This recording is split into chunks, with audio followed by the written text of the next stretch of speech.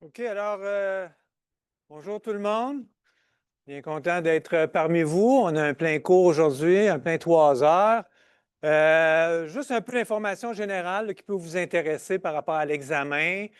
Évidemment, c'est la semaine prochaine, mercredi prochain. Tous les détails sont dans le plan de travail, là. J'ai mis ça à jour hier ou avant-hier, je ne me rappelle plus.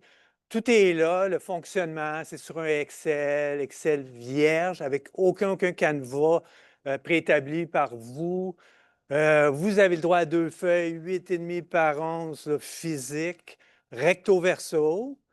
Ceci étant dit, la feuille de papier ou les feuilles de papier, vous voulez l'écrire à la main, faire des copies-coller, imprimer, tu sais, c'est à vous, là, ça, cette feuille-là. À l'examen, vous allez avoir la table d'impôt, puis toutes les informations sur le RQ, PSV, les cotisations aussi, d'avantages sociaux, donc ce genre de trucs-là. Ça ne vous donne rien de prendre ça en note, vous allez avoir cette information-là. J'ai aussi mis sur le plan de travail les questions, en tout cas en bonne partie, mais il n'y a pas de surprise, je l'avais dit un peu dès le départ. Donc, sans surprise, une des questions principales, c'est se mettre en situation de planification de retraite avec la méthode courte. Il n'y a pas de surprise là-dessus. Il y a aussi une question assez vaste qui ressemble à ce qu'on fait comme mini-cas en classe, qui est sur le plan d'action puis le contrôle budgétaire. Donc, le plan d'action, on le termine aujourd'hui en voyant vraiment la finalité dans notre fameux débat REER, CELI, CELIA, régime enregistré épargne-études, mauvaise dette. Ça prend ça pour faire le bon plan d'action, faire la bonne priorisation. Puis les deux autres questions, je les garde ça large, là, c'est un peu comme peu théorique, pas juste théorique, là, démonstration, petit calcul, présentation, explication sur deux autres sujets, deux autres questions qui sont des choses qu'on aura vues en classe, là. Donc, c'est ça un peu votre contrôle. Quant à la disponibilité, je l'indique aussi sur le plan de travail. C'est juste un peu comme un genre de nudge, là. C'est par défaut mardi, là.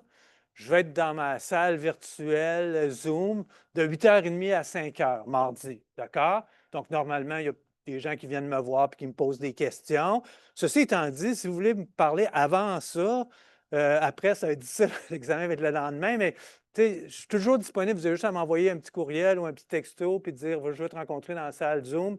J'ai des questions pour toi. Mais par défaut, mardi, je vais être là de 8h30 jusqu'à 17h pour une petite pause dîner. Fait que ça, c'est pour l'examen. Je ne sais pas si vous avez des questions sur l'examen tel quel. Donc, il n'y aura pas de grande surprise à ce niveau-là.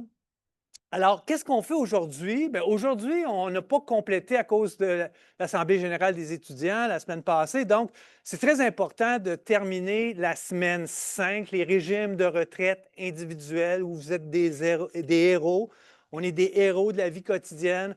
On fait face, on fait combat à l'inertie, puis on fait des gestes de on ne consomme pas toujours, on met de l'argent de côté. Qu'est-ce qu'on fait avec l'argent qu'on met de côté?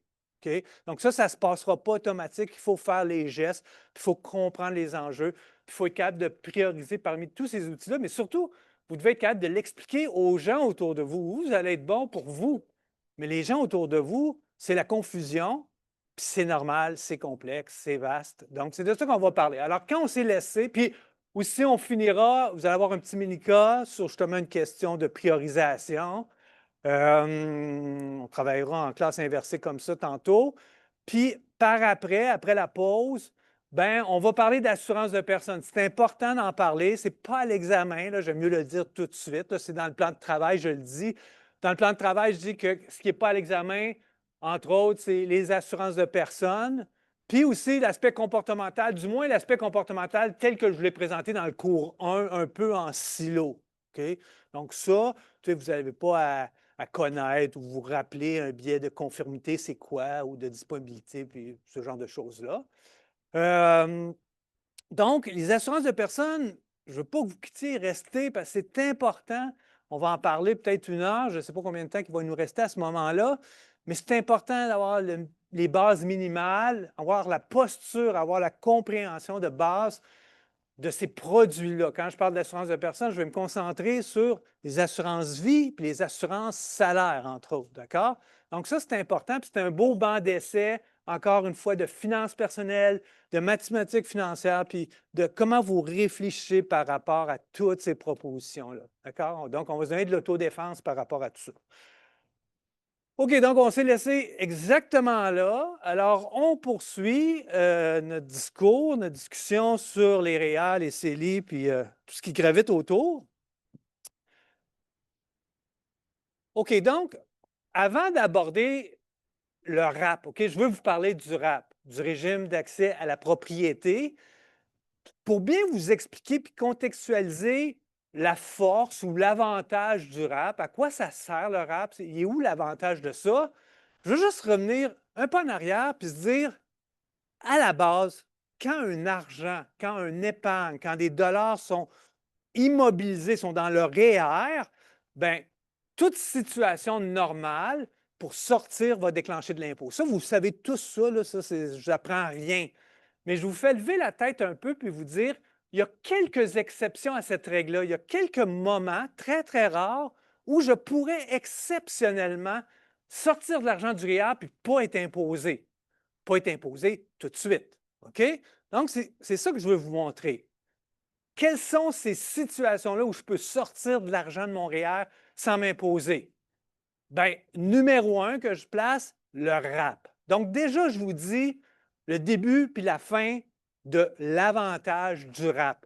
Le RAP, c'est juste de dire, il y a longtemps dans l'histoire de la fiscalité, il n'y avait pas de CELI. Fait qu'il y a longtemps dans l'histoire de la fiscalité, les gens qui voulaient épargner, ils épargnaient dans un REER. Puis qu'est-ce qui arrivait quand ils voulaient acheter leur maison, leur première maison?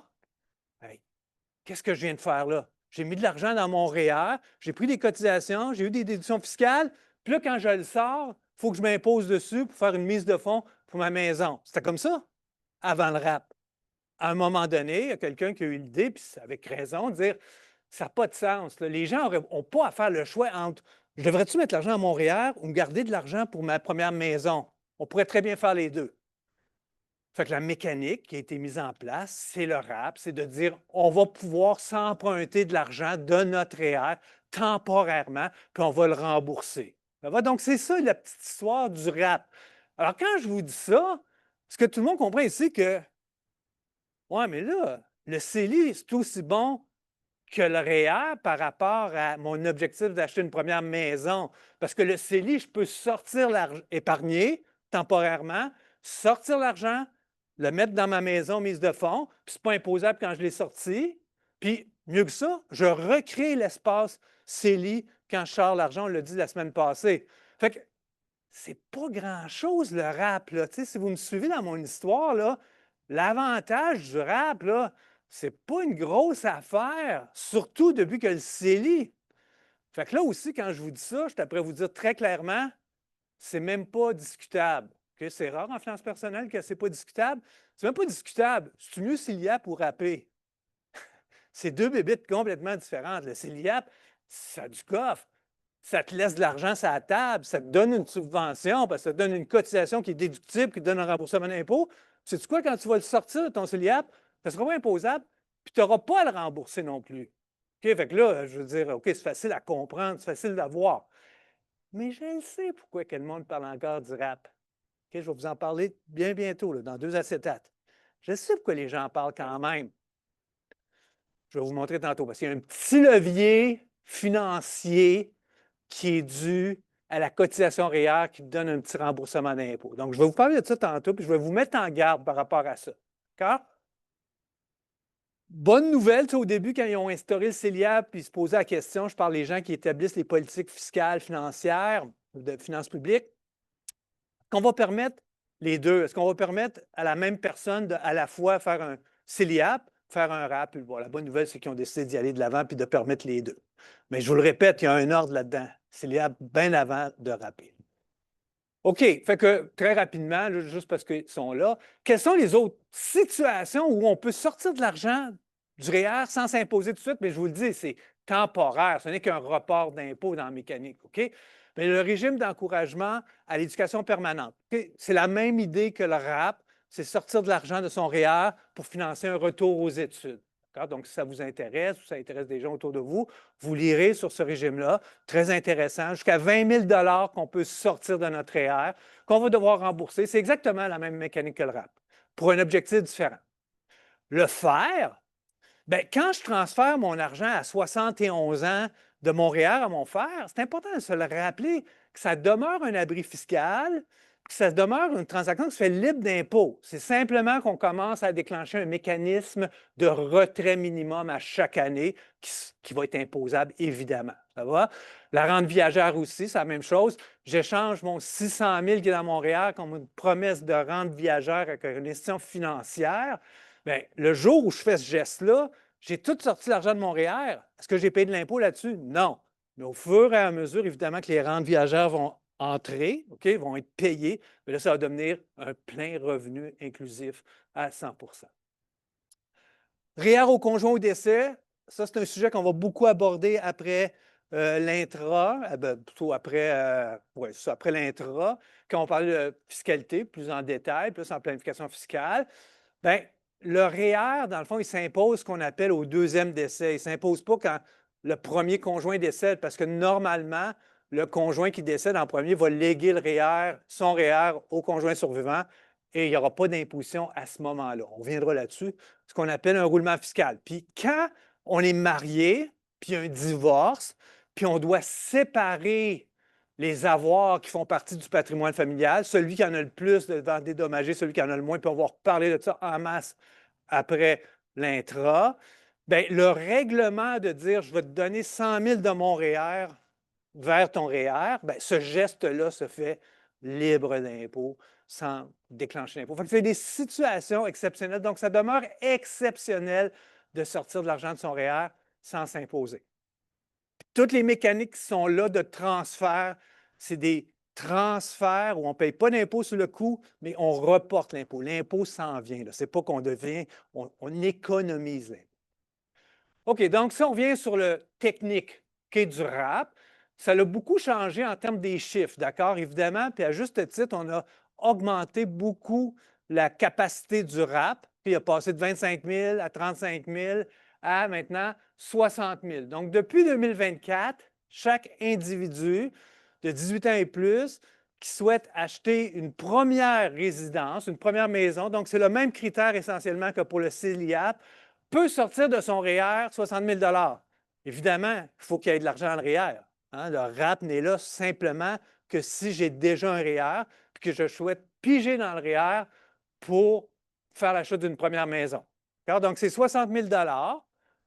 Alors, si on est un couple, on comprend qu'on a 120 000 $ qu'on peut sortir. Mais évidemment, le RAP de l'un ne peut pas être prêté à l'autre. Okay? Vous comprenez que s'il y en a un qui est cassé dans le couple, puis l'autre a plus que 120 000, un ne peut pas prendre 120 000 puis rapper. C'est vraiment personne contribuable par contribuable.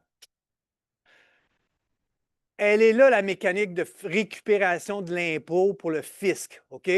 C'est qu'on comprend que quand j'ai investi dans le REER au début, j'ai eu une cotisation fiscale, une déduction fiscale qui m'a amené un remboursement d'impôt, une diminution d'impôt. Quand je sors l'argent du REER, ce n'est pas imposable, mais je dois le rembourser sur 15 ans. Puis quand je le rembourse, est-ce que ça donne une déduction fiscale? Vous avez tout compris, là, si vous êtes symétrique en fiscalité, là, okay? Que, évidemment, le remboursement ne donne pas une déduction fiscale. La déduction a déjà été donnée. Fait que tout est en place pour l'imposer plus tard. Donc, on retombe un peu sur nos pattes, sur nos pieds. Bon, ça, c'est technique. Question de réflexion pour vous. OK? On est ici pour réfléchir ensemble. Parce que vous allez l'entendre, cette question-là. Linéairement, si j'ai râpé 60 000 $, linéairement sur 15 ans, ça fait 4 000 $ par année. OK? Disons que moi, j'épargne beaucoup. J'épargne, puis je me demande, je suis obligé, je n'ai pas le choix de rembourser mon REER, mon RAP, 4 000 $ par année si j'ai râpé pour 60 000. Est-ce que j'aurais avantage de rembourser plus rapidement mon RAP? Question pour vous. Est-ce que je devrais rembourser plus rapidement? Je vois Zachary qui dit non. Pourquoi, Zachary, toi, comment tu abordais la question quand que. Quoi tu penses?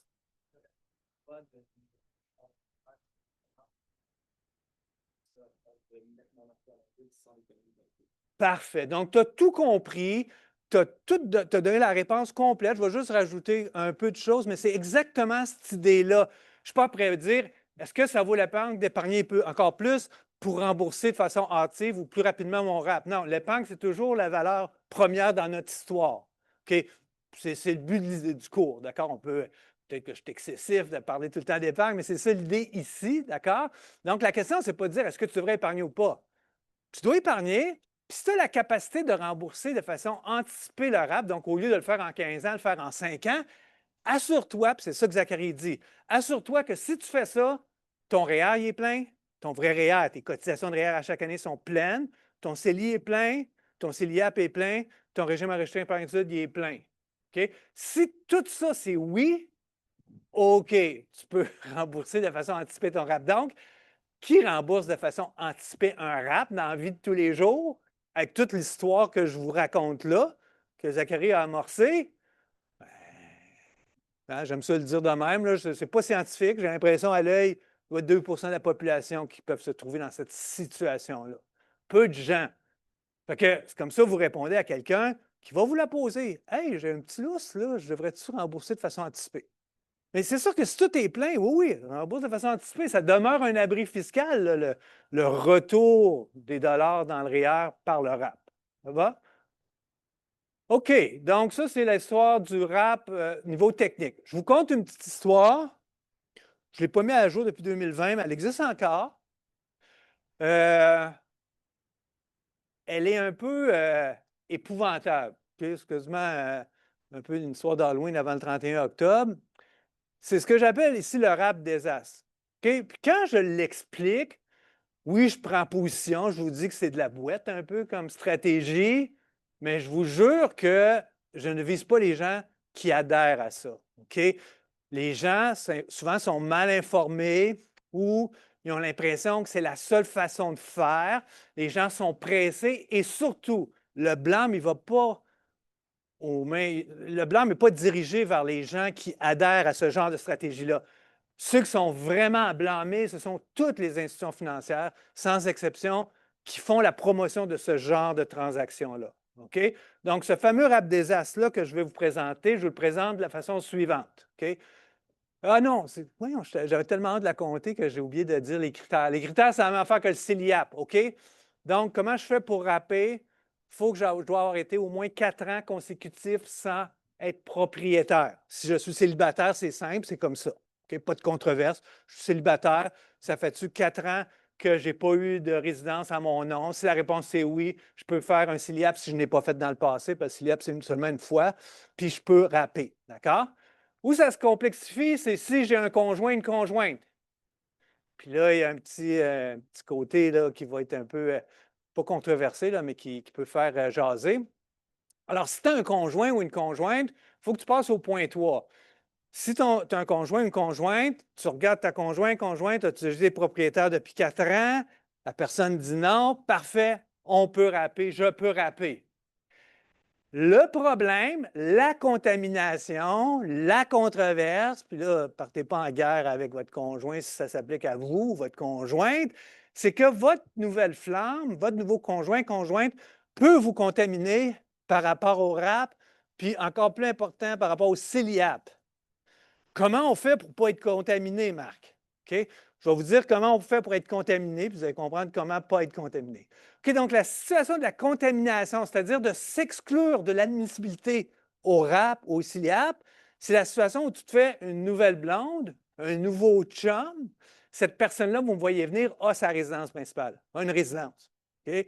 Puis, si vous n'habitez pas avec, il n'y a pas de problème. Mais le jour où vous allez habiter avec, puis vous allez faire le test, si vous pouvez faire un CELIAP ou rapper, on ne va pas juste regarder, vous, ça fait-tu plus que 4 ans que vous n'avez pas été propriétaire, vous ou votre conjointe. Bang! C'est là que ça se passe. Fait que là, je ne suis pas prêt à vous dire qu'il ne faut pas aller demeurer chez sa nouvelle blonde, vos chums. Il y a des calculs à faire si vous êtes purement financier plutôt qu'être juste amoureux dans l'histoire. Mais c'est quand même important de le savoir, ce bout-là. Ça va? Tout le monde est au courant. C'est voulu. C'est voulu. Ce que je veux dire, c'est que si Finance Canada avait souhaité que ce n'était pas le résultat qu'ils souhaitent voir opérer dans une situation comme ça, ils l'auraient changé parce que ça a été mis à leurs oreilles ou ça a été porté à leurs oreilles plusieurs fois, cette question-là. Ça va? Donc, voilà pour le CELIAP. Voilà pour les conditions pour rapper. Puis là, j'arrive justement avec mon histoire qui n'a pas d'allure de rap, que l'on voit très, très fréquemment lors de l'achat d'une première maison. Oui, Viviane?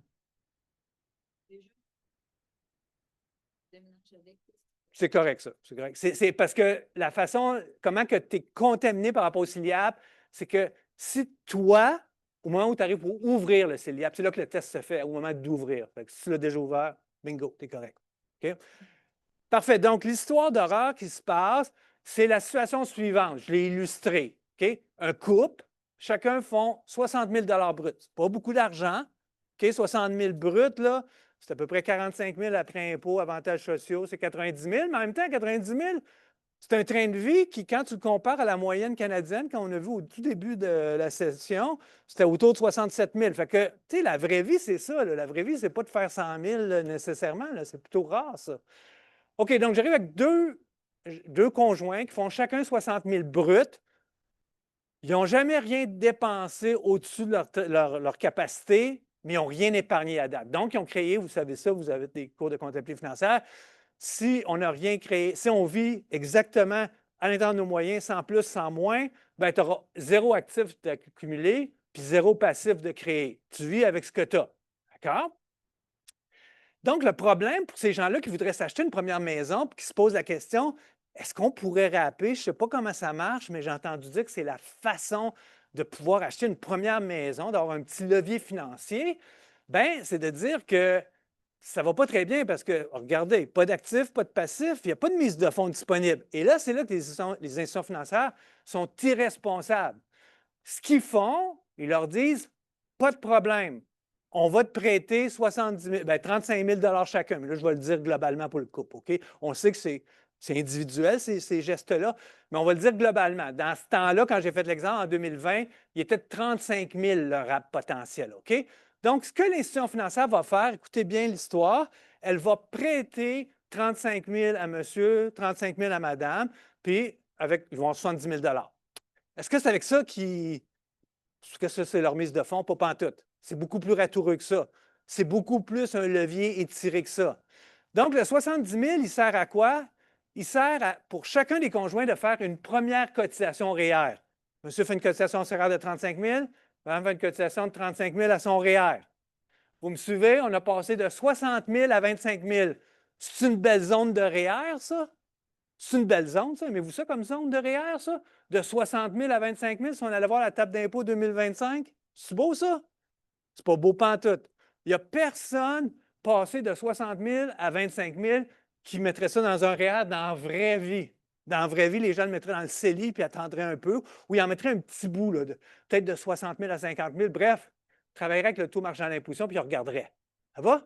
Mais à cause de l'effet souhaité d'avoir une mise de fonds par une mécanique cow-boy qui n'a pas d'allure, bien, ce que les gens font dans ce cas-ci, ils prennent chacun le 35 000, ils le mettent dans leur REER, passent de 60 000 à 25 000, ça fait un incroyable remboursement d'impôt pour le couple avec la table de 2020 de 21 540 OK? Donc, le couple reçoit un remboursement de 21 540 parce que leur revenu imposable n'est plus de 60 000, mais il est de 25 000. Vous suivez l'argent? Qu'est-ce qu'ils font après ça, le couple? Ils rappent. Ils sortent chacun 35 000. Puis qu'est-ce qu'ils font avec le 35 000 chacun? Est-ce qu'ils le mettent dans la mise de fonds? Est-ce qu'ils rappent pour le mettre dans la mise de fonds de la maison? Non, ils remboursent le prêt de la banque. Le prêt de la banque ou de la caisse aura duré peut-être 1 mois, 2 mois, 3 mois, 4 mois. Vous comprenez? Fait que ça vous dit quelque chose tout de suite. C'est des vases communicants, les finances personnelles, puis le fisc le voit comme ça. Fait que quand tu rappes, est-ce que tu es obligé de prendre l'argent et le mettre dans ta mise de fonds? C'est ça la question que je veux vous poser, puis que vous voyez que la réponse est non. Quand tu rappes, est-ce que je suis obligé de mettre ça dans ma maison? Non. Tu peux faire 4 fois le tour du monde si tu veux à la place. Mais est-ce qu'il faut que j'achète une première maison? Oui. Gère tes liquidités comme tu veux. Gère ton cash flow comme tu veux. Donc, dans cet exemple-là, le couple a pris 35 000 de leur REER, ils ont rappé ça a fait 70 000. Ils ont remboursé la banque. Puis, est où la mise de fonds pour leur incroyable maison? Et avec le remboursement d'impôt, qui n'est pas un bon remboursement d'impôt parce qu'il y a un gros bout qui ont marchandé peut-être à 32 à 27 à 24 de taux marginal.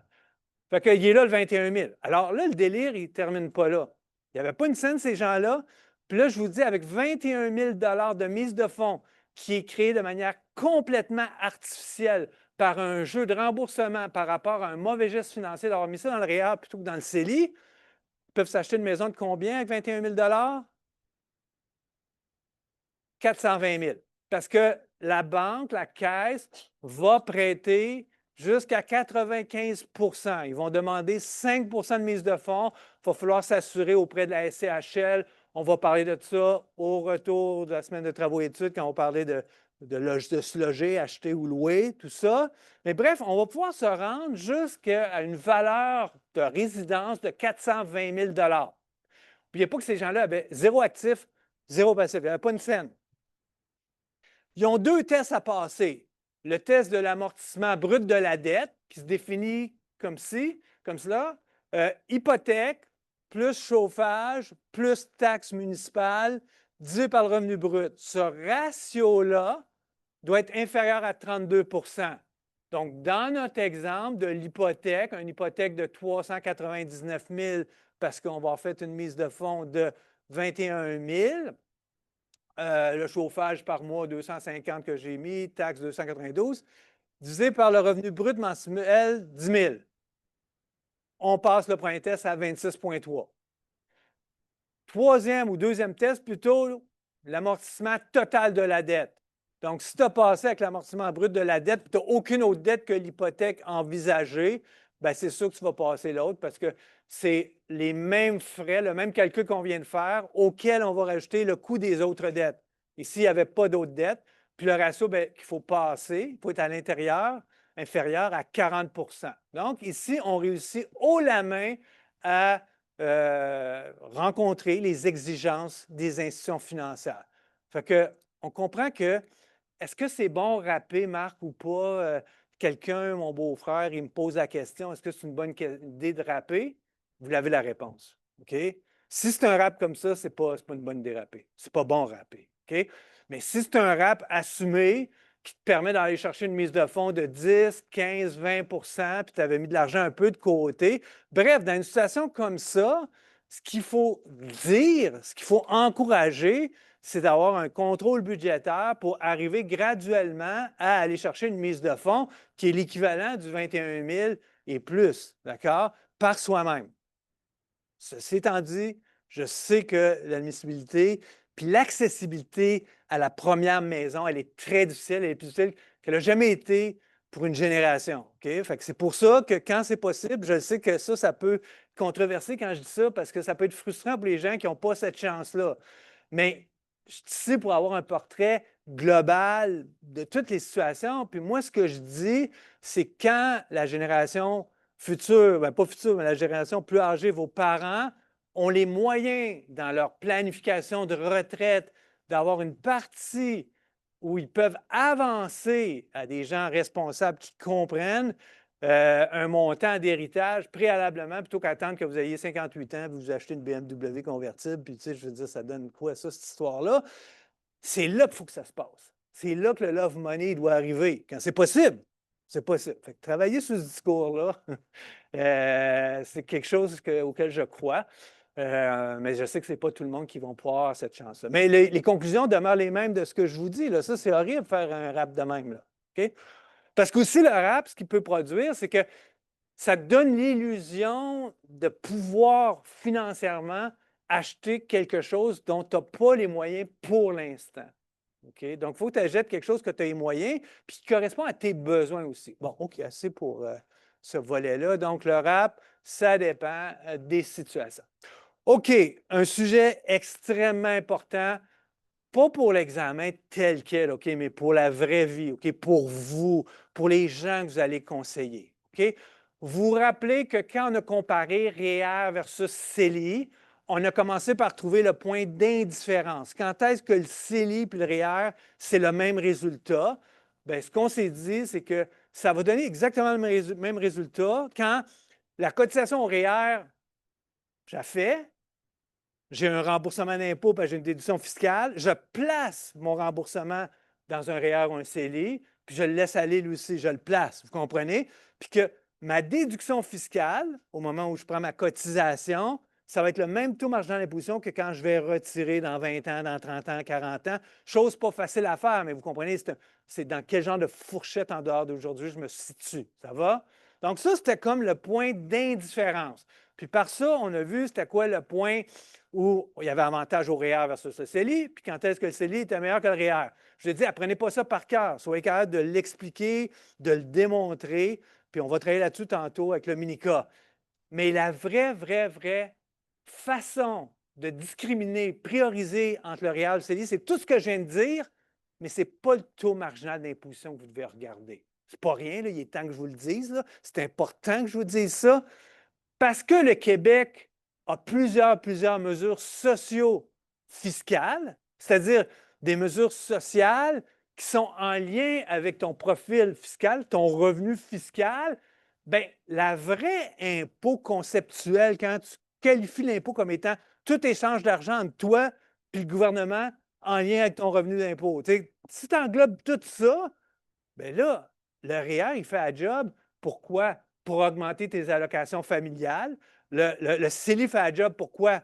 Pour ne pas inclure des revenus quand tu as ton supplément de revenu garanti à 65 ans. Bref, on vient d'ouvrir complètement le débat puis le calcul pointu. OK? Donc, je vous le répète, pour l'examen, allez-y avec le taux marginal d'imposition pur et simple, avec la table d'impôt. Ça va? Mais dans la vraie vie, il ne faut pas faire ça comme ça. Faut faire on n'a pas le choix. Il faut prendre un logiciel, faire une simulation. Cotisation REER, qu'est-ce que ça me donne comme réduction d'impôt, puis augmentation des prestations globalement par rapport à ma cotisation. Fait que, règle du pouce, mais vous faites les calculs précis si vous êtes dans ce genre d'optimisation-là, dans votre vie à vous ou pour ceux que vous conseillez autour de vous. Dans la vie active, quand tu es en mode bébé, bien, souvent, c'est le REER qui est préférable.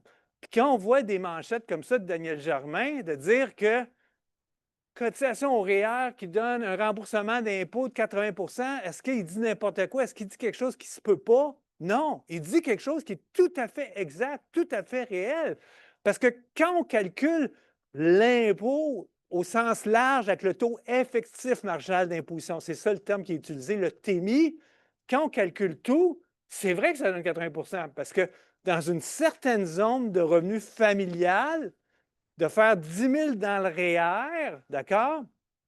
Mais ça me fait une déduction d'impôt, mais ça me fait une augmentation d'allocation pour enfants puis d'autres crédits qui fait qu'en sorte que sur le 10 000, je vais recevoir 8 000, soit en prestation ou en diminution d'impôt. Fait que ça, c'est la vraie vie, c'est la réalité. Mais on va jouer avec ce principe-là juste un peu. Quand tu es dans une zone de 80 de taux effectif marginal d'imposition, parce que ça l'affecte en réduction de ton impôt sur le revenu, puis ça augmente tes allocations familiales, est-ce que vous comprenez que quand votre boss vous demande de faire une heure supplémentaire pour travailler, pour gagner 1 000 $ la fin de semaine, est-ce que vous comprenez que si le 1 000 $, vous ne le mettez pas dans le REER direct, vous venez de faire 200 $ sur 1 000 $? Tu peux le voir de l'autre bord aussi, là. Il faut le voir de l'autre côté. C'est sûr que c'est méchant, c'est décourageant de le voir comme ça. Bien, c'est ça. Peut-être c'est décourageant, mais il faut mieux le comprendre, puis avoir l'information, puis agir de la bonne façon. Pire des cas, dans un cas comme ça, suivez-moi, là, je vais loin dans le délire. Dans un cas comme ça, où tu vas faire 1 000 $ d'heures supplémentaires une fin de semaine, tu es en plein dans une zone TMI de 80 la question ne se pose pas. Il faut absolument que tu ailles le mettre dans le REER, quitte à, dans 10 ans, 12 ans, quand les enfants n'auront plus d'allocation ou que tes montants seront plus, le TMI sera plus aussi élevé, tu le sortiras de ton REER. Tu auras eu une déduction TMI-REER de 80 pour le sortir à 26 là, je pense que tu es correct. Là, je veux dire, garde-les, c'est ça le mieux, mais fait que, ça, c'est vrai. Fait que quand tu es en mode bébé, faites attention avant de dire que le REER, ce n'est pas le meilleur geste. Il faut que vous allez faire tous vos calculs. Puis quand tu es en mode vie de retraite, bien là, fais attention parce que, surtout si c'est dans la zone du supplément de revenu garanti, je n'ai pas beaucoup parlé, puis ce ne sera pas nécessairement à l'examen tel quel, mais dans la vraie vie, je l'ai dit, apparemment qu'on est autour de 35 à 40 au Québec qui touchent au moins une pièce de supplément de revenu garanti à 65 ans. Bien, chaque dollar sorti du REER, ça te coûte 50 cents dans la pièce du supplément de revenu garanti. Fait que là, ça ne prend pas de tout que ton taux effectif marginal d'imposition, il était à 60 70 même si tu as un petit revenu de 40 000 C'est ça,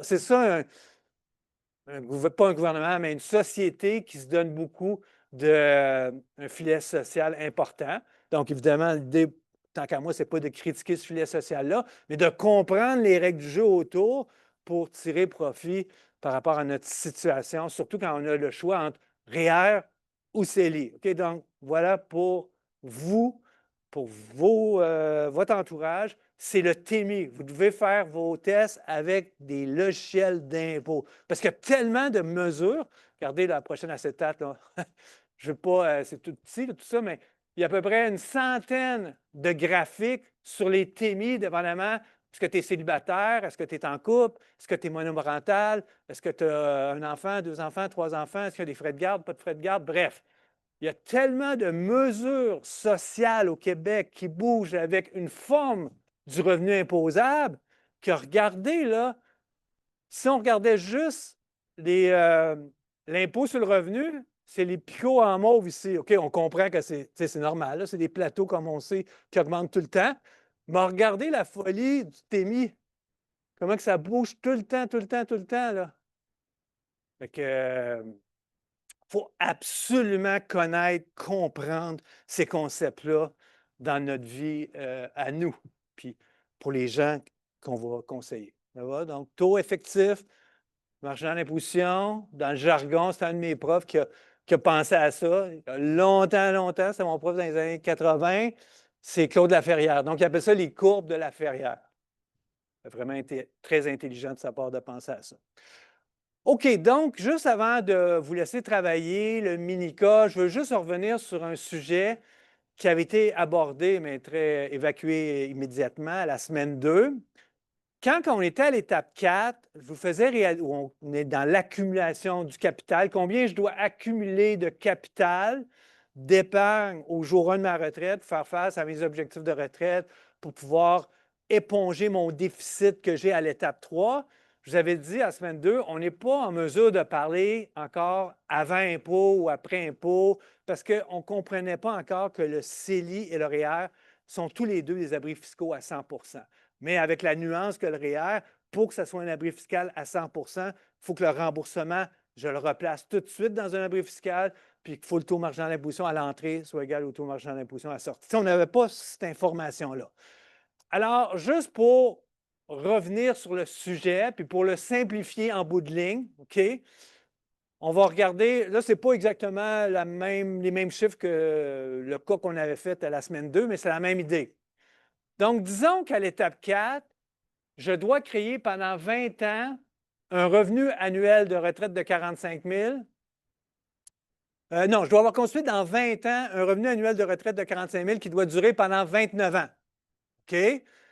Donc, ce qu'il faut comprendre ici, c'est qu'apparemment, dans ce calcul-là, si j'allais voir dans l'étape 3, j'ai un déficit de 45 000 OK? Donc, ça me prend une rente pour financer mon déficit. Alors, quand je fais la mathématique financière de ça, combien je dois avoir accumulé au tout début de ma retraite pour pouvoir générer et amortir 45 000 à chaque année pendant 29 ans à 2 ça me prend combien? Ça me prend 1 300 000. Okay? Donc, ça, c'est une mathématique financière. Juste vous entendre là-dessus. Ce 1 300 000-là, quand je le calcule comme ça, puis prenez le temps d'y penser, est-ce qu'il est après impôt ou avant impôt? Réfléchissez à ça.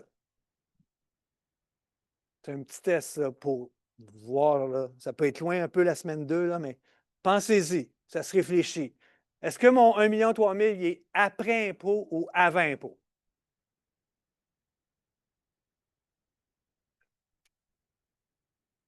Je peux vous donner un indice. Le 45 000, est-ce qu'il est après impôt ou avant impôt? OK, 45 000 est après impôt. Pourquoi, Benoît, il est après impôt, le 45 000? C'est ça, parce que ton 45 000, c'est le déficit que tu as fait à l'étape 3. Puis à l'étape 3, rappelez-vous que c'était les revenus anticipés à l'étape 2 qui sont après impôt. Puis l'étape 1, c'était ton train de vie qu'on donne tout le temps après impôt. Fait que si mon 45 000 est après impôt, puis je le mets dans ma machine à saucisses après impôt, ça veut dire que le capital, la valeur actuelle, va être après impôt. Ça va? Donc, ça se raisonne, ça se comprend. Fait que l'idée, là, le plus simple, puis ce que je vous recommande, d'accord? Puis je sais que dans les solutions, des fois, je le fais avant ou après, mais les deux se tiennent. Mais il faut juste être cohérent dans la façon dont on va le calculer. Mais moi, je vous conseille très fortement de juste travailler avec du après-impôt. OK? C'est beaucoup plus simple, il y a moins d'ajustements à faire. Donc, si je t'apprends impôt, le 1 300 000, on peut s'imaginer qu'il est dans le CELI ou il est dans le REER, parce que le REER aussi, il est un abri fiscal à 100 mais il y a quand même une nuance à apporter à l'étape 5. Là. Je vais y arriver, OK? Donc, pensons que le 1 300 000, il est après impôt. Pensons que le 1 300 000, il est dans le CELI, juste pour commencer à le réfléchir, OK? Si je voulais le mettre avant impôt, mais comme je vous dis, je ne vous conseille pas de faire ça, mais si on voulait le mettre avant impôt et le mettre dans le REER, bien, on diviserait par 0,83, qui est 1 moins le taux marginal d'imposition qui était utilisé dans cet exemple-là, taux moyen, excusez-moi.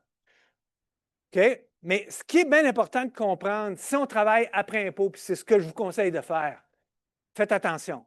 Si dans les avoirs du client pour qui vous travaillez, OK, ou le cas, les conjoints, OK, s'ils ont déjà un REER, OK, au moment où vous allez les rencontrer, ils ont déjà un REER qui va continuer à croître jusqu'au jour 1 de la retraite, ce REER-là, là, vous devez y enlever de l'impôt parce que quand vous allez arriver à la retraite, il va y avoir de l'impôt à payer dessus.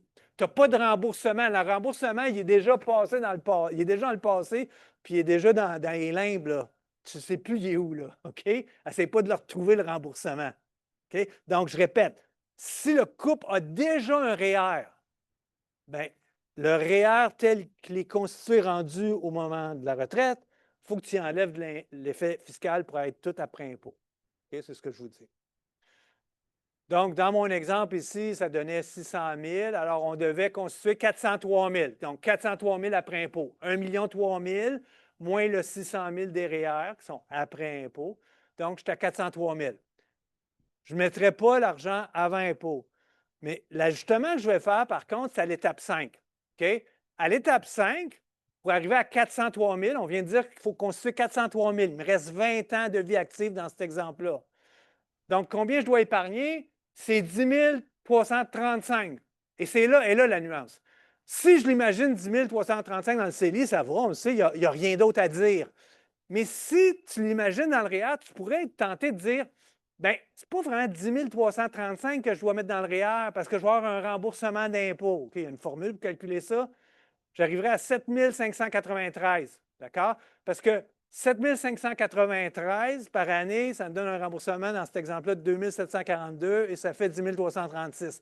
C'est cet ajustement-là que vous ne devez pas faire. OK? Vous ne devez pas prendre l'effet du remboursement du REER parce que vous avez décidé à l'étape 4 de prendre tous les montants comme s'ils étaient après impôt. OK? Donc, disons que si vous avez tout compris ce que j'ai dit, tant mieux. Si je suis prêt à vous faire quelque chose clé en main aussi pour l'examen, oubliez les ajustements, OK? Oubliez les ajustements, faites pas les ajustements, vous voyez les X, là. Le seul ajustement à faire, c'est sur le REER que tu détiens déjà au moment où vous faites la rencontre de votre client, puis qui va se rendre jusqu'à un certain montant au moment de la retraite. Lui, vous devez enlever l'impôt dessus.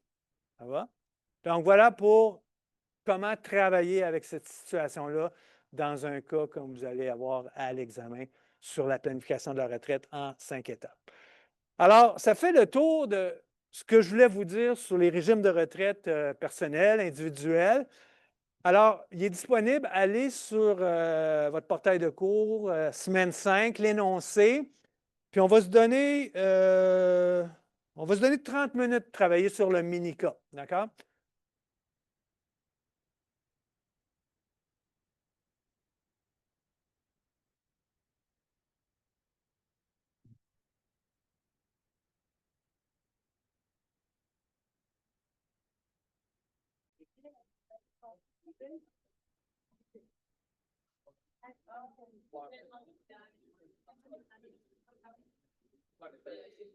OK, on repart ça. Donc, je vais quand même faire la lecture d'une partie de l'énoncé juste pour vous donner quelques indices quand vous faites ce type de lecture-là. Alors, OK, le préambule, là, ça va. Robert reçoit 15 000 c'est votre oncle. Il ne sait pas quoi faire avec. Finalement, c'est un plan d'action, je vous demande de déterminer, d'accord? Quel est le meilleur geste pour Robert par rapport à ce 15 000 $-là qu'il souhaite épargner? Il y a divers véhicules, comme vous le savez, fiscaux. Donc, dans un premier temps, on se pose la question, est-ce que ce serait mieux un REER? Après ça, on se pose la question, est-ce que ce serait mieux un CELI? Robert a des enfants, fait qu'il pense ou il a entendu parler que le régime enregistré épargne-études serait à explorer. Robert, il est tout mêlé, il a entendu parler du CELIAP, puis il se pose la question, je devrais-tu mettre ça dans le CELIAP même s'il y a déjà une maison parce qu'il y a une hypothèque? Puis 5, il a entendu dire que le meilleur geste, ce serait peut-être de rembourser de façon anticipée, vu qu'il n'y a pas de pénalité dans ce cas-ci pour le premier 15 000 de remboursement anticipé par année pour son hypothèque. Fait que là, lui, il vous demande de tout démêler ça.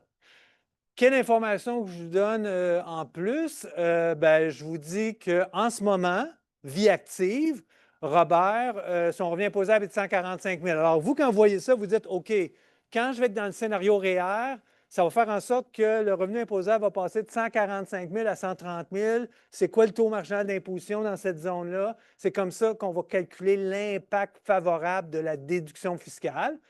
Puis là, je vous donne le train de vie à la retraite de 60 %. C'est simplement pour vous dire quel sera l'impôt sur le revenu, c'est-à-dire le taux d'impôt marginal à utiliser pour le retrait REER dans le scénario REER.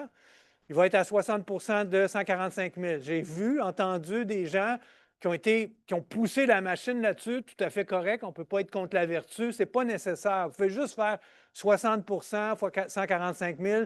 Je pense que ça va donner quelque chose comme 87 000. Puis vous allez voir c'est quoi le taux d'impôt marginal.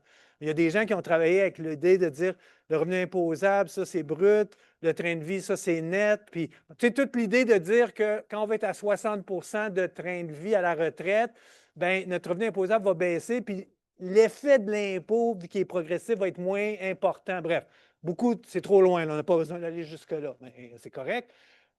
Donc, simplement dire 60 % fois 145 000, comme j'ai fait, pour connaître le revenu imposable à la retraite et ainsi prendre le bon taux marginal d'imposition. Je vous ai parlé des rendements. Bon, quand on regardait les relevés de Robert, les CELI donnaient 6 % par année sur une longue période, les REER donnaient 4 % le taux d'hypothèque était à 5,5. À chaque fois que je vous donne un taux d'hypothèque, il faut le travailler. OK? Je vous le présente comme la banque le présente, comme l'institution financière, c'est-à-dire pas le vrai taux. Le vrai taux tient compte des réalités que je vous ai dit, la capitalisation des intérêts semestriels, puis une période de paiement qui n'est pas semestrielle. OK. Le solde de l'hypothèque est de 100 000. Le solde est dû sur une échéance de 10 ans avec des paiements mensuels. Je donne toute cette information-là. OK, là, c'est important le petit commentaire que je voulais vous faire. Je vais en reparler dans la solution tantôt. Mais l'âge des enfants est important par rapport au régime enregistré par études et surtout la capacité à obtenir les subventions. Il y a toutes sortes de règles. Ce n'est pas de ma faute, c'est toutes sortes de règles. Il y a des fonctionnaires zélés qui ont vraiment établi beaucoup de règles autour du régime enregistré par études. Trop, à mon avis, ils l'ont complexifié pour rien. Donc, Mila, elle a 11 ans. Alors, elle, c'est certain qu'on va pouvoir cotiser du régime enregistré par études pour aller chercher des subventions. Il faut juste bien le faire, pas trop vite. Puis, Lauralie, ben, elle a 16 ans. Fait que l'année 16 ans, l'année 17 ans, ça dépend. On a le droit aux subventions pour ces enfants-là seulement si on avait déjà cotisé au régime enregistré épargne études pour, pour cet enfant-là, 2 000 $ dans le passé ou 4 fois 100 $ dans 4 années au hasard. OK? Donc, on oublie ça. L'Oralie, elle ne sera pas disponible pour le régime enregistré par études, en tout cas pas sous la forme d'obtenir une subvention. Puis comme on le dit, si le régime enregistré par études ne me donne pas de subvention, il ne m'intéresse plus. Il va me réintéresser seulement si mon REER est plein, mon CELI est plein. Bon, tout le temps la même histoire. Alors, c'est pour ça. Puis quand je vous dis le revenu imposable des filles lors des études postsecondaires 8 000, c'est comme pour vous donner un peu l'idée qu'il n'y aura pas d'impôt finalement, parce que les subventions, quand ils vont être payés aux enfants, les revenus, bien, ils vont s'additionner au-delà, par-dessus 8 000. On va passer sous la barre, là, facilement sous la barre du crédit personnel de base, donc il n'y aura pas d'impôt. Voilà, fait qu'on a toutes les informations pour faire des calculs. Alors, je vais vous montrer ma solution. Il y a différentes façons d'aborder les calculs. Là. Je ne vous prétends pas. Certains de mes calculs ont des faiblesses que je vais identifier avant que vous les identifiez pour moi. OK? Donc, à quelque part, c'est curieux, mais le calcul le plus complexe, OK? Puis on n'avait pas à aller trop loin dans la complexité, c'est le calcul du REER qui est le plus complexe. OK? C'est le calcul le plus compliqué parce que le REER, je vais cotiser 15 000 dans le REER. Je vais recevoir un remboursement d'impôt au mois d'avril. Remboursement d'impôt, je le remets dans un REER. Je vais recevoir un remboursement d'impôt avril après. Je vais le placer en REER. Bon, vous comprenez, c'est sans fin. Je vais avoir une boucle de remboursement sur 10 ans de REER que je vais placer. Puis là, pour faire un vrai calcul exact, il aurait fallu que je regarde, je fasse le suivi des deux REER.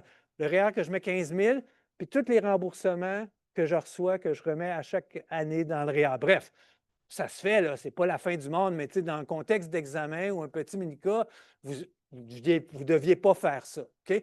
D'ailleurs, la semaine passée, quand j'étais en mode REER, qu'est-ce que j'ai fait pour me faciliter la tâche? C'est que j'ai été le foutre tout de suite dans un CELI. Là, il n'y a plus d'impact fiscal, là, je le laisse aller.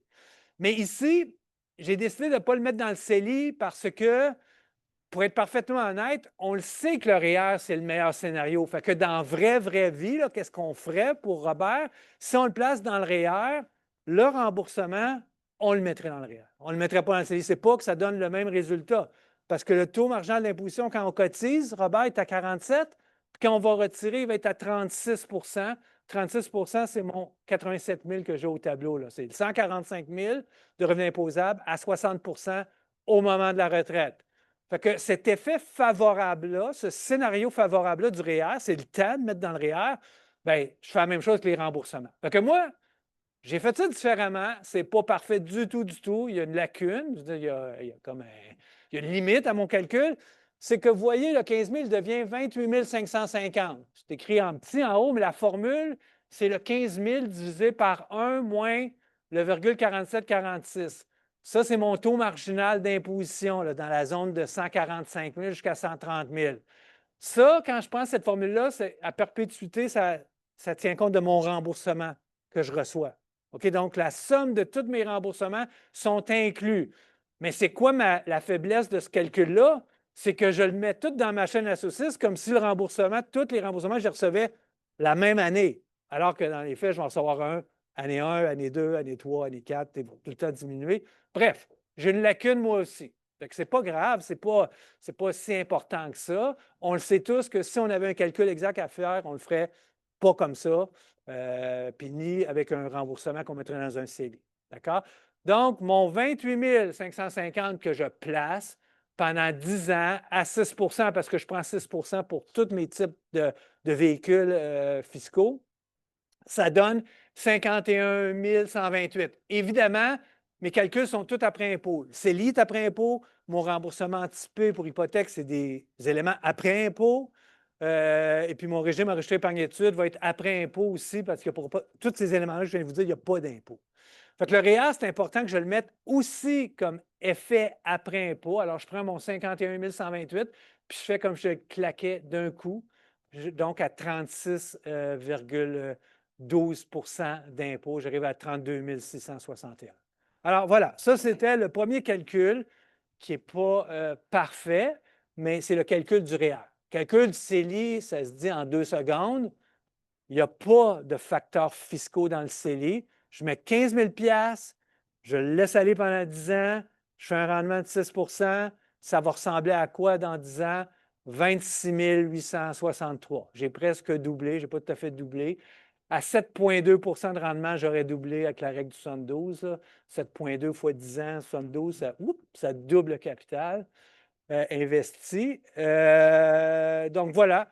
Et là, c'est là que je vous dis d'être critique. Si jamais, pour différentes raisons, parce que, par exemple, vous avez oublié de tenir compte du remboursement dans le scénario REER, si vous arrivez avec une situation où le REER donne un montant plus bas que le CELI, il faut que, face à vous-même, vous dites un peu, il faut que je regarde, j'ai fait une erreur à quelque part, il y a quelque chose qui ne marche pas, parce que vous le saviez d'office que le REER donnerait un meilleur résultat que le CELI. parce que le taux marginal d'imposition à déduction, 47 est plus élevé que le taux d'imposition marginal assorti, 36 c'est ça que je veux dire quand je vous dis soyez critique, utilisez votre coffre d'outils pour être critique envers vos résultats. Bon, ça, c'était les deux premiers scénarios. Troisième scénario, c'est le scénario que j'appelle cabochon. OK? Donc, ça, c'est le pire. Troisième, c'est le pire. C'est pire que le mettre dans le réhab, dans le CELI. C'est que tu prends le 15 000 puis tu le fous tout dans le régime enregistré épargne-études, one shot, un seul montant. Évidemment, quand tu fais ça comme ça, qu'est-ce qui se passe? C'est que ta subvention va plafonner. Je vous rappelle que le plafond de la subvention, c'est 2 500 fois 30 750 OK? Mais on peut rattraper une année à la fois où on n'a pas cotisé pour avoir des subventions. C'est là, il est là mon 1500. C'est pour ça. Puis on va le voir plus clairement tantôt quand on va faire la vraie solution hybride où on va y aller à coût de 5 000 Ça va? Donc, ça, c'est vraiment pas une belle façon de faire. On a vraiment laissé de l'argent sur la table. On a laissé 3 000 de subventions sur la table, qui auraient fait du rendement aussi. Mais tu sais, malgré qu'on fait ça en cabochon, c'est quand même mieux que le CELI, hein, en termes de résultats purs. Mais conceptuellement, c'est l'horreur. Ça va? OK, le CELIAP, je l'ai dit, ce n'était pas admissible parce qu'ils ont déjà, Robert a déjà une résidence. OK, fait que l'hypothèque, je vous fais la version longue, je fais la version courte. OK? C'est tout à fait correct à l'examen d'y aller avec la méthode très, très courte. La méthode courte, c'est de dire, il y a 15 000 je peux rembourser de façon anticipée 15 000 à l'hypothèque. Le coût d'intérêt de mon hypothèque, c'est pas 5,5, mais après les deux ajustements, 5,43880. Donc, je fais 15 000 pendant 10 ans fois ce taux-là, fois le 5,5, disons. OK? Ça, c'est tout à fait correct comme résultat. Mais ce n'est pas comme ça que ça se passerait dans la vraie vie. Si tu suivais les liquidités puis le comportement de ce geste-là, il ne se matérialiserait pas comme ça. Fait que je vous conte l'histoire en long, là, tout est défini ici. Qu'est-ce qui se passe si tu rembourses de façon anticipée 15 000 sur une hypothèque où tu avais 100 000? Première des choses, c'est que tu dis, OK, quand mon hypothèque avait un solde de 100 000 puis qu'il me restait 120 versements, 10 ans, mensuellement, avec les taux d'intérêt que je viens d'indiquer ici, ça me donnerait un amortissement ou un paiement mensuel de 1082. Donc, ça, je garde ça en tête. C'est 1082 mon paiement hypothécaire. La seule affaire, c'est si au lieu d'être 100 000, mon solde, c'est 85 000 parce que j'ai remboursé 15 000 anticipés, bien, 85 000 à 1082 par mois de mensualité, ça va faire en sorte que je ne rembourserai pas sur 120 mois, je vais rembourser plus vite. Vous comprenez? C'est ça l'histoire. L'histoire, en liquidité, elle se passerait comme ça. 1082 de paiement mensuel quand j'ai un solde de 100 000, ça prend 120 versements. 1082 de paiement quand j'ai un solde de 85 000, ça va me prendre un N de combien? C'est ça mon inconnu. Fait que je l'ai mis, mon inconnu. Ça me donne 97 versements. D'accord? Donc, il me reste 22 versements ou 23, je ne sais pas où j'ai arrondi. J'ai arrondi avec 22 versements. Il me reste 120 moins 98 versements. Il me reste 22 versements de disponibles ou que là, j'ai pu rembourser mon hypothèque. Je prends ce 1042-là. 1042, c'est ça? Non, 1082 et je le place à chaque mois, 22 versements dans le CELI à 6 Ça va? Ce qui me donnerait ici 25 101. Je ne sais pas si j'ai mis 6 ou 5,5. C'est ça la différence là, des deux calculs. Là. Je les mets à 6 parce que là, la vraie vie, ça serait ça. Mais je vous le répète, vous pourriez prendre 15 000, dire à 5,5, c'est un remboursement hypothécaire anticipé pendant 10 ans. Quel est le résultat? Puis évidemment, ce calcul-là, le cercle vertueux d'avoir remboursé mon hypothèque plus rapidement à cause de mon remboursement anticipé, bien, je pourrais, si c'est le REER qui est le mieux, bien, j'aurais mis en vérité mon 1082 dans le REER. Fait que ce n'est pas 25 101 que j'aurais obtenu, c'est 30 519, qui devient dangereusement mon meilleur scénario, là, ou presque. Là. Parce que le 32 661 du REER, il n'est pas réaliste, comme j'ai expliqué. C'est comme si tous mes remboursements se passent au jour 1. Là. Fait que je serais curieux là, d'être dans. Si j'étais plus pointu dans mon calcul, là, ça ne serait pas loin l'un et l'autre. Oui, oui.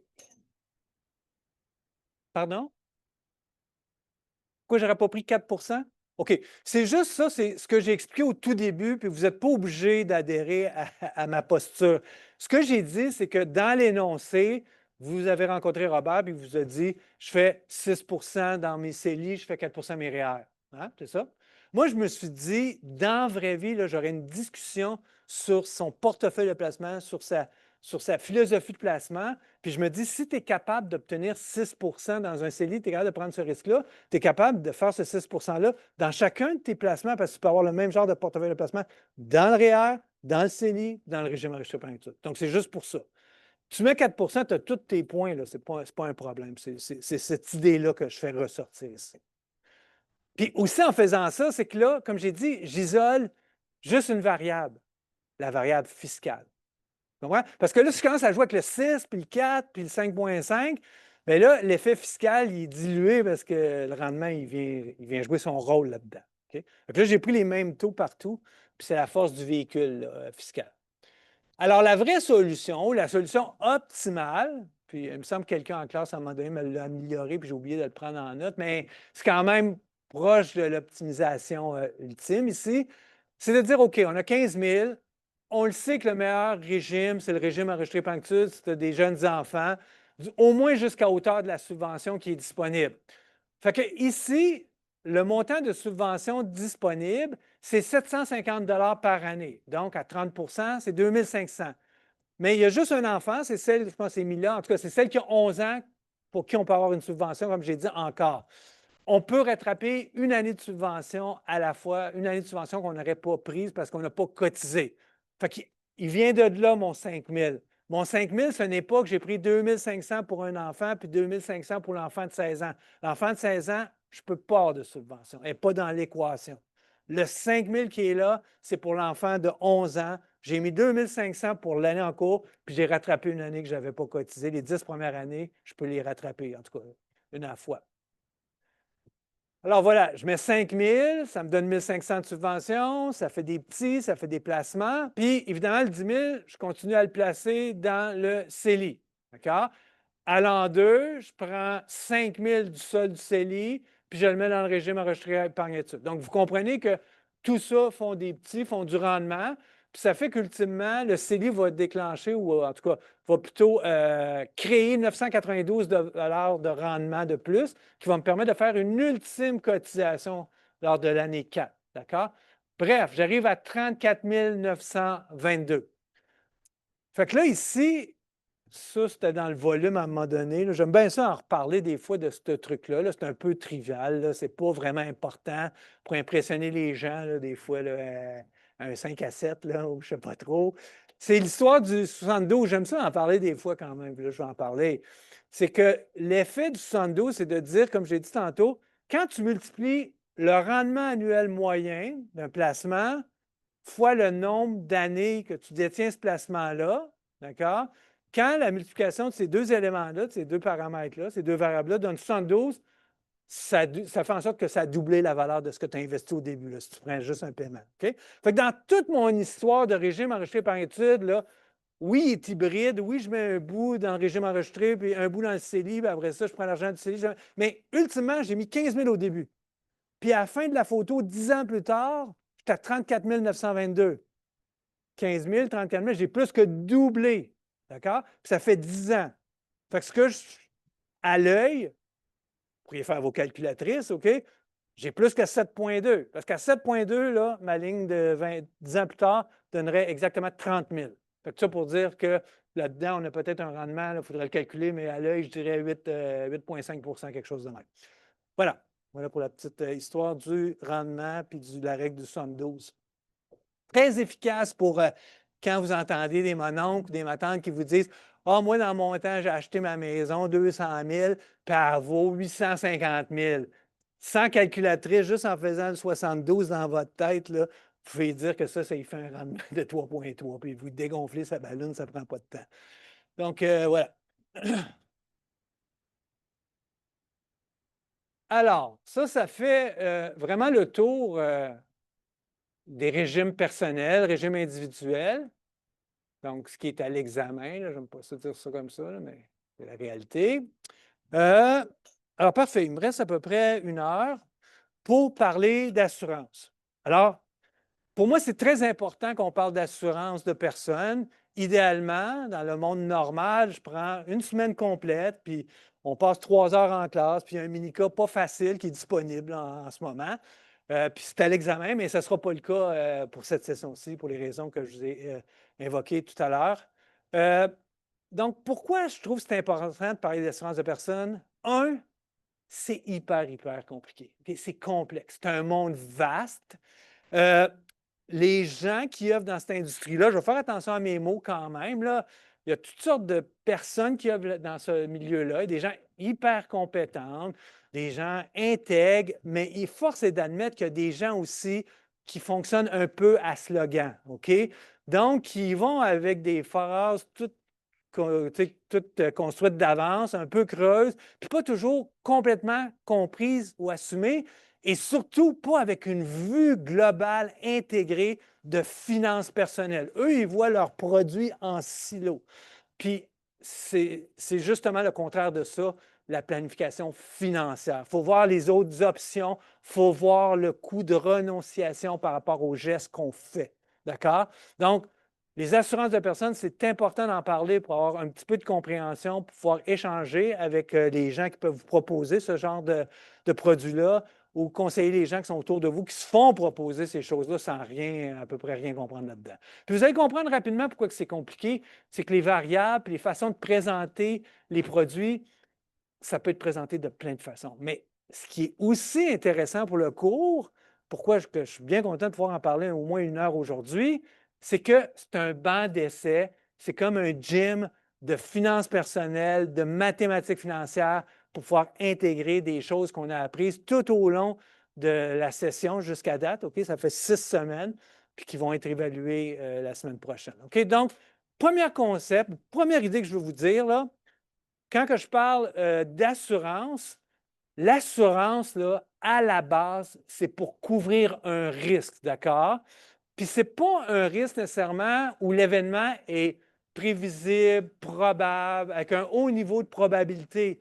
C'est juste que l'événement, s'il se produit, va causer des préjudices financiers tellement grands, tellement disproportionnés par rapport à notre situation financière, que ça va faire chambouler tout notre plan d'action d'une planification financière. Okay? Donc, c'est ça l'idée. Ce n'est pas que, hey, je me couvre un risque, qu'il y a des bonnes chances que ça va arriver. Okay? Alors là, je t'apprends déjà à dire là, une des choses la plus importante qu'on va regarder aujourd'hui, ce n'est pas un placement d'assurance. Okay? Je vous le dis d'avance, là, ce n'est pas un placement. Faites-vous jamais vendre de l'assurance comme si c'était un placement. Ayez toujours votre calculatrice pour faire le coût de renonciation. Ça va? C'est ça mon message le plus important. C'est de ça que je vais vous parler. Bon, une fois que je donne une réponse aussi radicale, il faut quand même que je me garde une petite gêne pour un petit 2 1 les gens qui sont rendus à avoir tellement de véhicules de retraite, qui sont rendus à avoir de l'assurance vie universelle parce que leur REER est plein, leur CELI est plein, leur régime enregistré est plein, le CELIAP est plein, le CELIAP de leurs enfants est plein, OK? Puis ils n'ont plus de dettes. OK. Vous autres, si vous allez en assurance vie universelle, ça, c'est une forme de placement. Mais pas les assurances vie dont je vais vous parler aujourd'hui. OK? Assurance vie universelle, puis ça, là, dans la pyramide, c'est à la toute fin. Toute fin. Pas avant. Pas avant le REER, pas avant le régime enregistré parental, pas avant rien de ça. Fait que de quoi on va parler aujourd'hui? Ça va être vraiment les assurances de personnes. C'est de ça que je vais vous parler. Je ne vais pas vous parler d'assurance habitation, assurance automobile, assurance responsabilité. Moi, je vais vous parler des pertes de revenus qui sont associées aux événements suivants. Un décès, une maladie grave, des ennuis de santé. D'accord? Donc, c'est de tout ça que je veux vous parler. Je ne veux pas vous parler des pertes de biens, puis je ne veux pas vous parler de poursuites professionnelles ou civiles, les assurances que vous avez pour vous couvrir contre ces risques-là. Ce sont des sujets tout à fait pertinents, tout à fait intéressants, mais c'est des assurances de personnes dont on doit parler. C'est là que les gens sont perdus, mélangés à bien des égards. D'accord? OK, donc je vais commencer par tout de suite se mettre dans un petit contexte d'assurance vie. Ça va? C'est de ça que je vais vous parler, surtout d'assurance vie aujourd'hui. Puis, je vais commencer très, très, très simple, OK? Juste pour vous faire comprendre la base, OK? L'assise d'un produit comme l'assurance vie. Disons, là, je vous mets vraiment un contexte classique où on aurait absolument besoin d'assurance vie. Autant je vous dis que l'assurance vie, ce n'est pas un placement, autant quand vous avez le profil, puis vous avez un risque par rapport à votre situation familiale et financière par rapport à un besoin d'assurance vie, vous devez y adhérer. C'est irresponsable de ne pas y adhérer, de ne pas le mettre en priorité. D'accord? Donc voilà, j'arrive avec mon exemple pour illustrer ça le plus simplement possible. Un petit couple, dans ce cas-ci, c'est Stéphane et Léa, 40 et 41 ans. Okay? Ils ont 3 jeunes enfants. 3 ans, 5 ans, 7 ans. Okay? Donc, des responsabilités bien au-delà des responsabilités financières, mais de quoi on va parler aujourd'hui? Responsabilités financières par rapport à des jeunes enfants. Okay? Le couple gagne chacun à peu près 65 000 bruts, à peu près 50 000 nets. Ils ont un train de vie de 100 000. Donc, vous me suivez? Famille de 5, 3 jeunes enfants. Le couple, après impôt, font 100 000. Le couple dépense 100 000. Il arrive kiff-kiff. OK? Pas d'accroissement de dette. Ils ne vivent pas sur la marge de crédit hypothécaire, mais pas vraiment d'épargne autre que ce qui est dans le train de vie. L'histoire ne dit pas qu'est-ce qu'il y a comme épargne dans le train de vie. Disons qu'il n'y en a pas pour l'instant. OK? Donc, vous le voyez venir, hein, l'événement qui viendrait chambouler, qui viendrait mettre en péril toute planification de retraite ou financière que vous pourriez faire pour ce jeune couple-là. OK? C'est quoi l'événement? Ce serait évidemment le décès de l'un des parents. Qu'est-ce qui se passe dans la façon la plus simple de le présenter? Qu'est-ce qui se passe si un des parents décède en termes financiers? Le problème, c'est que le revenu net, puis il devient 50 000. OK? Vous comprenez qu'on passe de 100 000 à 50 000.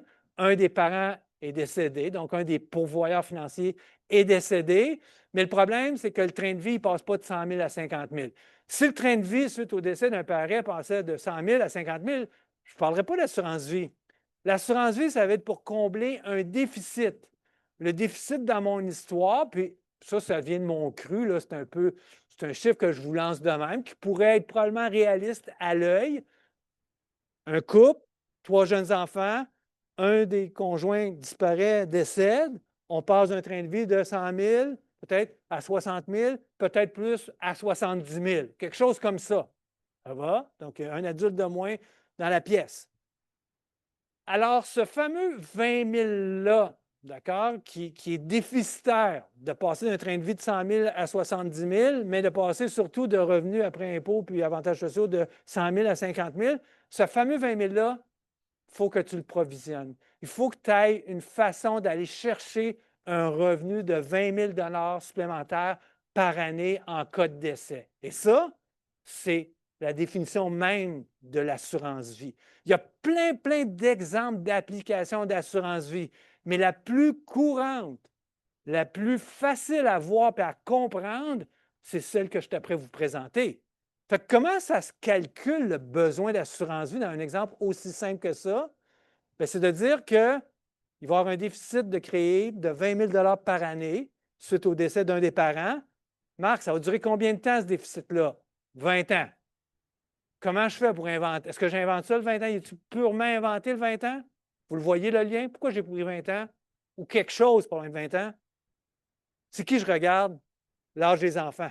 C'est l'âge des enfants que je regarde. Fait que dans mon histoire, si je me rappelle bien, les enfants avaient 3 ans, 5 ans, 7 ans. Bon, c'est un peu arbitraire, je dis 20. Un besoin de 20 ans parce que la plus jeune, dans 20 ans, va avoir 23. Je considère qu'il va avoir comme une émancipation, il va être indépendante financièrement. 23, 24, 25, c'est pas. C'est l'idée que le besoin est temporaire. Ça, c'est la phrase importante que je voulais vous dire dans cet exemple-là. Le besoin, il est temporaire. Si les enfants ne sont pas handicapés, si les enfants ont 3 ans, 5 ans, 7 ans, normalement, dans 20 ans, le besoin du déficit créé par le décès d'un des parents, un décès anticipé, qui n'était pas prévisible, qui n'était pas probable du tout. C'est ça de l'assurance vie. C'était pas probable, c'était pas prévisible. Si c'était probable parce qu'il était malade, il n'est pas assurable. Il est trop tard, tu n'aurais pas pu t'assurer. Vous comprenez? On se bat avec des armées d'actuaires de l'autre bord. Là, puis ça marche, leur modèle financier des institutions financières qui ont des assurances. Puis c'est correct. Là. Ce n'est pas des ennemis, mais je veux juste faire comprendre que ce n'est pas une affaire, tu décides, ouais, je vais prendre l'assurance vie, tu n'es pas trop en forme, tout ça. Ils ne voudront pas t'assurer, ils ne sont pas obligés de t'assurer. Bref, on s'assure quand on est dans une santé relativement correcte. pour un événement qui a peu de chances, très peu de chances d'arriver. Quelqu'un qui décède à 40 ans, 41 ans, quand il n'y a pas d'antécédents médicaux, c'est quand même très, très bas la probabilité de décéder. Bref, on va se prendre une assurance vie temporaire. Ça va ressembler à quoi mon calcul? J'ai un N de 20. Il faut que ma rente de déficit dure 20 ans pour les raisons que je viens de vous dire. Okay?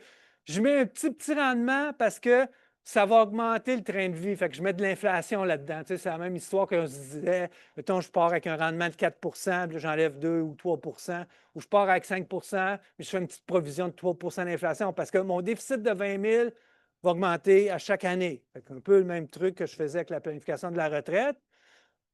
Puis je veux un paiement de 20 000, fait que ça, faut que j'aille accumuler combien au moment du décès, donc c'est quoi mon capital décès, c'est quoi la prestation qui doit être versée aux bénéficiaires suite au décès d'un des conjoints, c'est 300 000. Moi, ça me donne 333 569. Là, c'est sûr qu'on arrondit dans des trucs comme ça. Là, il y a comme d'ajustements. Ce pas des chiffres hyper précis. Mais l'idée générale, là, c'est parce que je vous l'explique, c'est long, mais en 30 secondes ou 2 minutes, c'est de vous dire ici le besoin, c'est une T20 de 300 000. Je viens de vous faire ça là, très, très là, rapidos. Là. Mais même si on prenait 4 heures à parler, ça ne serait pas beaucoup plus compliqué que ce que je suis prêt à vous présenter. Et là, je viens de vous présenter le besoin d'assurance vie qui est le plus probable, qui est le plus réaliste. Donc, couple avec des jeunes enfants. Donc, tous les couples qui ont des jeunes enfants, qui n'ont pas un excédent extraordinaire d'actifs accumulés. C'est sûr que si, pour différentes raisons, tu as été, puis tu as comme 40 ans puis 41 ans, mais tu as comme 2 millions dans le patrimoine familial, tu n'as pas besoin d'assurance vie. Puis c'est ça que je vais revenir toujours là-dessus. Quand tu en as besoin d'assurance vie, comme ici, tu dois y aller. Tout est en péril s'il y a un décès. OK? Mais si tu n'en as pas besoin, place ton argent. C'est ça l'idée. Ne prends pas de l'assurance vie à la place de placer de l'argent. Ça va? Fait que c'est là-dessus. Évidemment aussi, pour vous montrer à quel point c'est peu probable que ça se produise, cet événement-là, mais que tu dois te prémunir contre ce risque-là, compte tenu des impacts financiers importants, un impact de 300 000, bien, est-ce que vous pensez que ça coûte très cher une assurance vie pour des gens de 40 ans, 41, non-fumeurs, en santé, puis qui est temporaire, une temporaire 20 ans, 300 000, ça ne coûte pas cher. Là, on va le voir tantôt. C'est relativement peu cher. Là. OK? Parce que c'est peu probable que la compagnie d'assurance va avoir à payer ce 300 000-là. Parce que ça, c'est l'autre affaire de la temporaire. Puis là, je commence tout de suite avec un scindé, 2 produits d'assurance vie.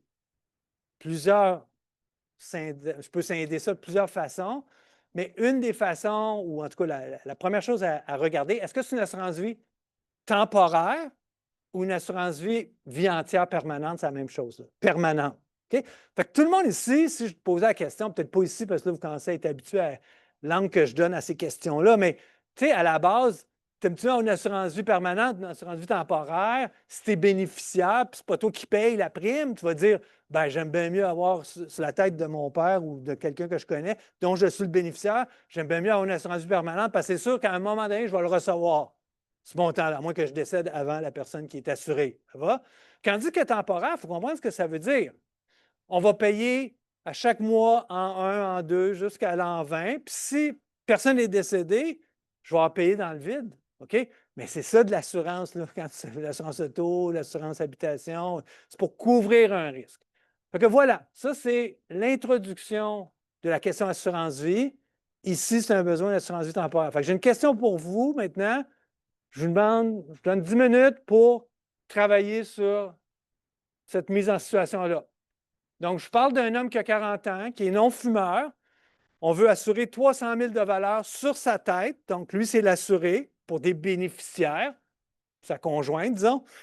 Puis, il y a 3 genres d'assurance vie possibles. Il y a une temporaire 20 ans, il y a une permanente, puis une autre permanente. Mais les 2 permanentes ne sont pas payées de la même façon. Les primes ne sont pas payées de la même façon. Fait que quand je vous dis que c'est un banc d'essai de finances, de mathématiques financières et de finances personnelles, je n'ai pas inventé ça, c'est à l'échelle. C'est des vraies propositions, ça.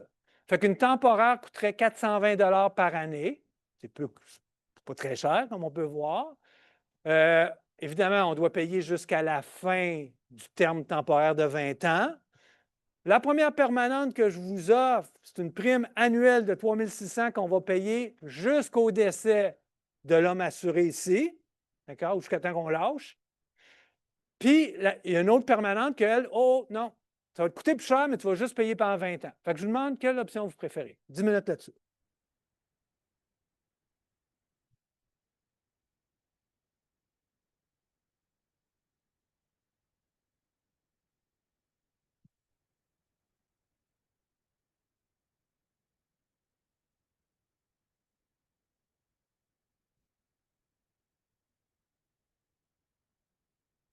Si vous n'avez jamais abordé ce genre de questions-là, vous êtes dans la meilleure situation possible. Échangez, réfléchissez.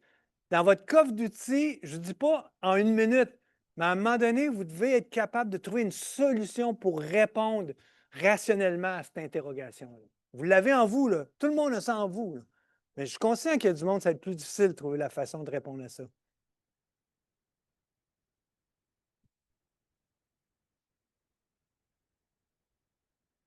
La prime, c'est ce qu'on paye pour être couvert par l'assurance. Puis le capital d'essai, c'est ce qu'on va payer aux bénéficiaires si la personne assurée décède.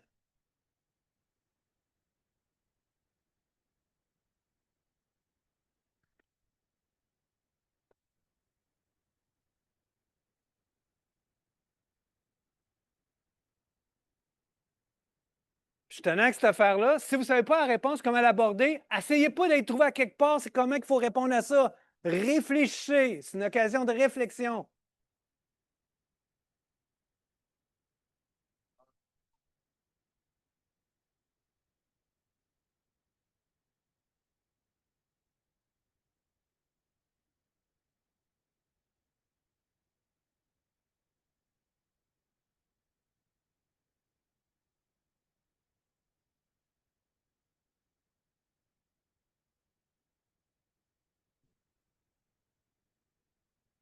Rosalie? OK, c'est bon. Parce que au fait, elle a dit Olivia. Hein, Oui. OK, oui, Rosalie, vas-y. Moi, j'ai une question concernant Oui. l'exercice de tantôt. Oui, je vais fermer le micro vu que ça, c'est une petite question.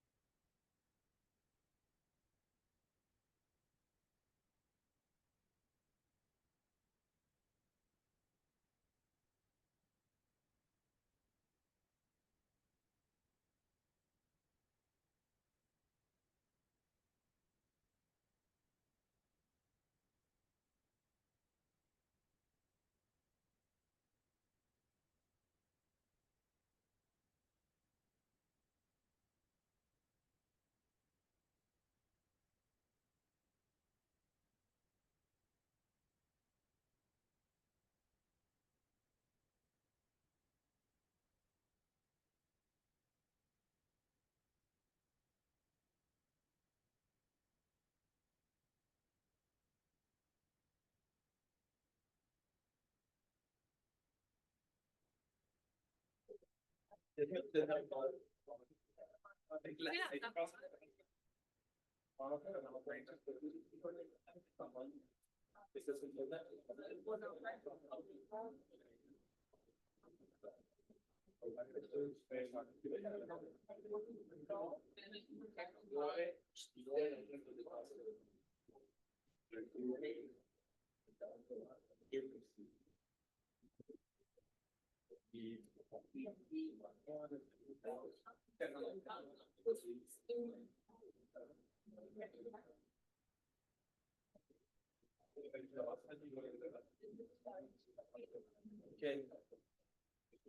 donne un petit indice. Avec des calculs, avec des chiffres financièrement, jamais vous allez pouvoir donner une réponse pour comparer une temporaire avec une pas temporaire. Donc, n'essayez pas de faire ce croisement financier-là. Ça, c'est vraiment une question de besoin. Là c'est du blablabla. OK? Vous voyez bien qu'elle est bien moins chère. Évidemment, la réponse à ça, par la force des choses, c'est que si ton besoin, c'est comme je viens de le présenter tantôt, un besoin qui va durer 20 ans, c'est la temporaire que tu vas vouloir. Mais, entre les deux permanentes, là, il y a une meilleure réponse que l'autre, puis c'est ça que je veux voir aussi de votre part. Parce que là, c'est le même produit, mais ce n'est pas la même fréquence de paiement. Fait que ça, c'est de la mathématique financière.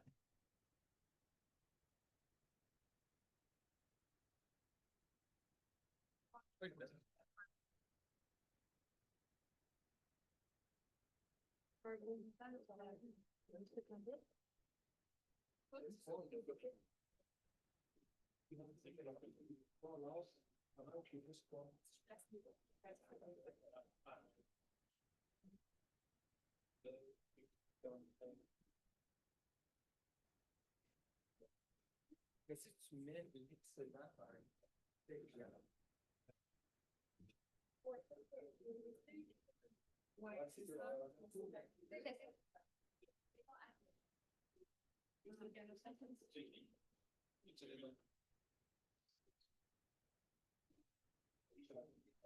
On rigole, mais avec ce que tu dis, c'est intéressant parce que ce que ça dit, c'est plus tu es jeune par rapport à ton assurance. Si tu as besoin d'assurance vie, tu en as besoin, donc on s'entend. Mais plus tu es jeune par rapport à ton geste d'assurance vie, plus le coût de renonciation est élevé parce que plus tu as d'opportunités que tu laisses à la table, comme tu viens de le dire. Ouais.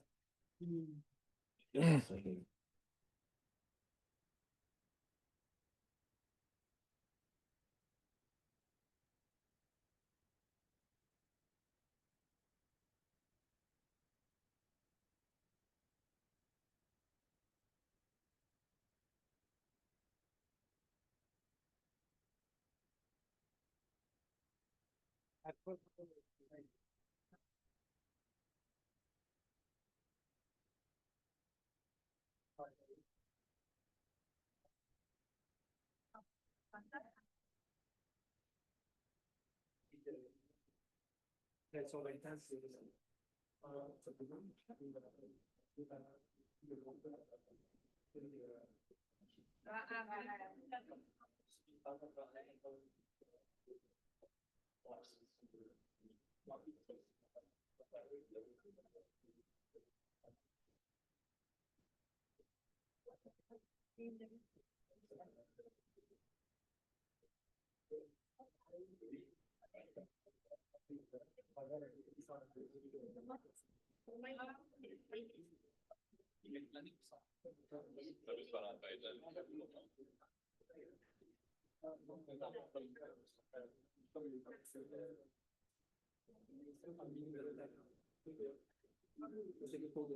OK, on va regarder ça ensemble. Juste curieux, tu sais, évidemment, ça ne porte à rien.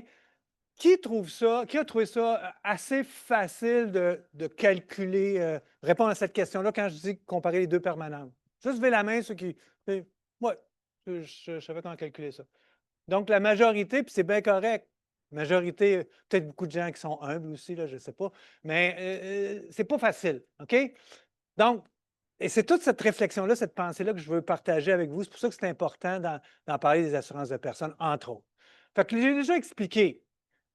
Si le besoin d'assurance vie, il est temporaire, parce que le besoin, suite à un décès, c'est quelque chose qui va se résorber dans le temps, c'est-à-dire que ce n'est pas quelque chose qui va perdurer comme structure, bien, je vais y aller avec la temporaire. Comme j'ai parlé tantôt, il y avait une petite famille, 3 enfants. Si un des conjoints décède, on va faire un déficit familial de 20 000. Il faut que je renfloue ce 20 000 par année-là. C'est un besoin temporaire de 20 ans. Quand les enfants vont être adultes, j'aurai plus ce déficit-là. Je vais avoir eu le temps de me rematcher aussi pour prendre l'économie d'échelle, pour prendre mon envol. OK? Bon. Fait que là, ça, c'est clair. Là, ce qui est ultimement pas si compliqué, mais sur le coup, là, quand je vous le demande de même, que vous ayez à réfléchir puis que vous n'arrivez pas nécessairement à répondre, ça, c'est correct. Pas de problème. Mais de comparer deux permanentes, ça, vous devez être capable de faire ça là, en bout de piste. OK? Donc là, c'est de la mathématique financière que vous allez pas affliger, mais que vous allez utiliser dans un contexte de coût de renonciation. Et c'est ça la réflexion de l'assurance vie. Quand tu n'en as pas besoin d'assurance vie, tu n'en prends pas.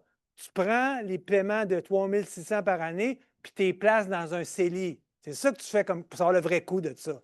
Fait que le vrai coût de ça, c'est de dire que si je place 3 600 par année dans un CELI à 5 puis que l'homme en question décède, selon toute vraisemblance, à 84 ans, et là, ça devient mélangeant. Là, il y en a qui peuvent se dire, hey, là, Marc, là, c'est dur à suivre.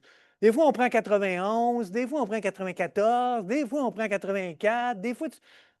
Là, on redevient dans une équation, pas avec une marge de manœuvre, on fait juste une décision financière, tout simplement financière. OK? Puis on se dit, selon toute vraisemblance, si je regarde les espérances de vie normales, c'est ça que je dois prendre. Je n'ai pas à me faire une marge de manœuvre par rapport à mon calcul ici. Ce n'est pas comme la planification de la retraite où s'il dépasse 84 ans, bien là, il ne reste plus d'argent. Ce n'est pas ça le but ici. Fait que moi, je fais le calcul. L'homme de 40 ans, il lui reste, selon toute espérance de vie, à peu près 44 ans à vivre. Okay? Ce n'est pas grave si vous prenez 83, 82, 80, 85, tout ça. Mais allez pas prendre 92 là, faire ce calcul-là. Prenez 84, les actuaires, c'est ça qu'ils vont prendre. Ils vont prendre quelque chose comme 84.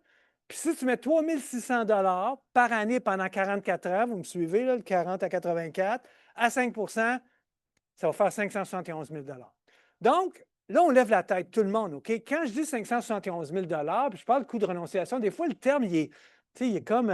il y en a qui le comprennent très, très facilement, très, très bien, mais il y en a pour qui c'est un peu dur à suivre, OK? Qu'est-ce que ça veut dire? Ça veut dire tout simplement, si au lieu de prendre une assurance vie permanente que je n'ai pas besoin, j'avais placé 3 600 dans un CELI à chaque année pendant 44 ans, j'aurais 571 000. Est-ce que ça, c'est mieux que l'assurance vie permanente? Est-ce que je viens de vous prouver que ce n'est pas un placement? Bien oui, parce que si je fais exactement le même move, c'est-à-dire 3 600 par année pendant 44 ans dans le capital dans l'assurance vie permanente, combien que je vais recevoir au décès à 84 ans? 300 000. C'est ça que vous devez comparer. C'est ça. Fait que, tu sais, derrière la question, ouais, ça vaut-tu la prendre, tu sais, prendre l'assurance vie pour laisser de l'héritage? Tu sais, tu vas attendre ça, là. Pensez-y 2 secondes. Je devrais-tu prendre l'assurance vie pour laisser de l'héritage? Disons, question comme ça. Très légitime. Vous devez être capable de répondre à cette question-là. C'est pas si simple de répondre à ça. Première des choses, si on parle d'assurance vie, pour laisser un héritage, on laisse tomber toute la question de temporaire. Ça ne marchera pas une assurance vie temporaire. OK? Ça ne marchera pas parce que tu n'es pas sûr de laisser de l'argent, parce que tu n'es pas sûr de toucher la prime d'assurance vie parce qu'elle est temporaire. Si tu ne mets pas dans une petite fourchette d'âge, c'est perdu. Il faut que tu ailles dans le permanent. OK? Comprenez-vous que c'est à l'envers du calcul? Le calcul est à l'envers pour prétendre que l'assurance vie, c'est une bonne protection contre je ne laisse pas d'héritage. C'est à l'envers. Pourquoi je dis c'est à l'envers? C'est parce que quand est-ce que tu vas laisser le plus gros héritage de ta vie? Quand est-ce que vous allez recevoir, vos parents vont avoir quel âge? À quel âge il faut qu'ils décèdent vos parents pour avoir le plus gros héritage? Le jour 1 de leur retraite. Okay, je sais que c'est macabre de parler comme ça. OK? Jour 1 de leur retraite. Là, l'étape 4 est pleine, pleine, pleine, pleine. OK? Tout est là. OK? En même temps, ça serait le meilleur placement d'assurance vie, ça, parce que je n'aurais pas payé longtemps, puis j'aurais reçu. Fait que le vrai risque, c'est-à-dire le moment le plus, pour l'assurance vie, le moment où tu aurais le moins d'argent à léguer, c'est quand tu meurs vieux. Mais quand tu meurs vieux, c'est que tu aurais payé 3 600 jusqu'à 97, 95 ans, 93 ans. Donc, le 571 000 fait juste se gonfler. Fait qu'il est complètement à l'envers du risque que tu essaies de couvrir. Mais je vais laisser quand même une petite marge de manœuvre aux vendeurs d'assurance. Ça, c'est pour théorie financière. Ce que je viens de vous expliquer, ça tient la route. C'est purement OK, financier. Mais c'est quand même important ce que je t'apprête à dire. Si je place 3 600 pendant, pas 44 ans, pendant 54 ans, parce que mon père ou mes parents décèdent à 94 ans, le 571 000 de coût de renonciation va gonfler.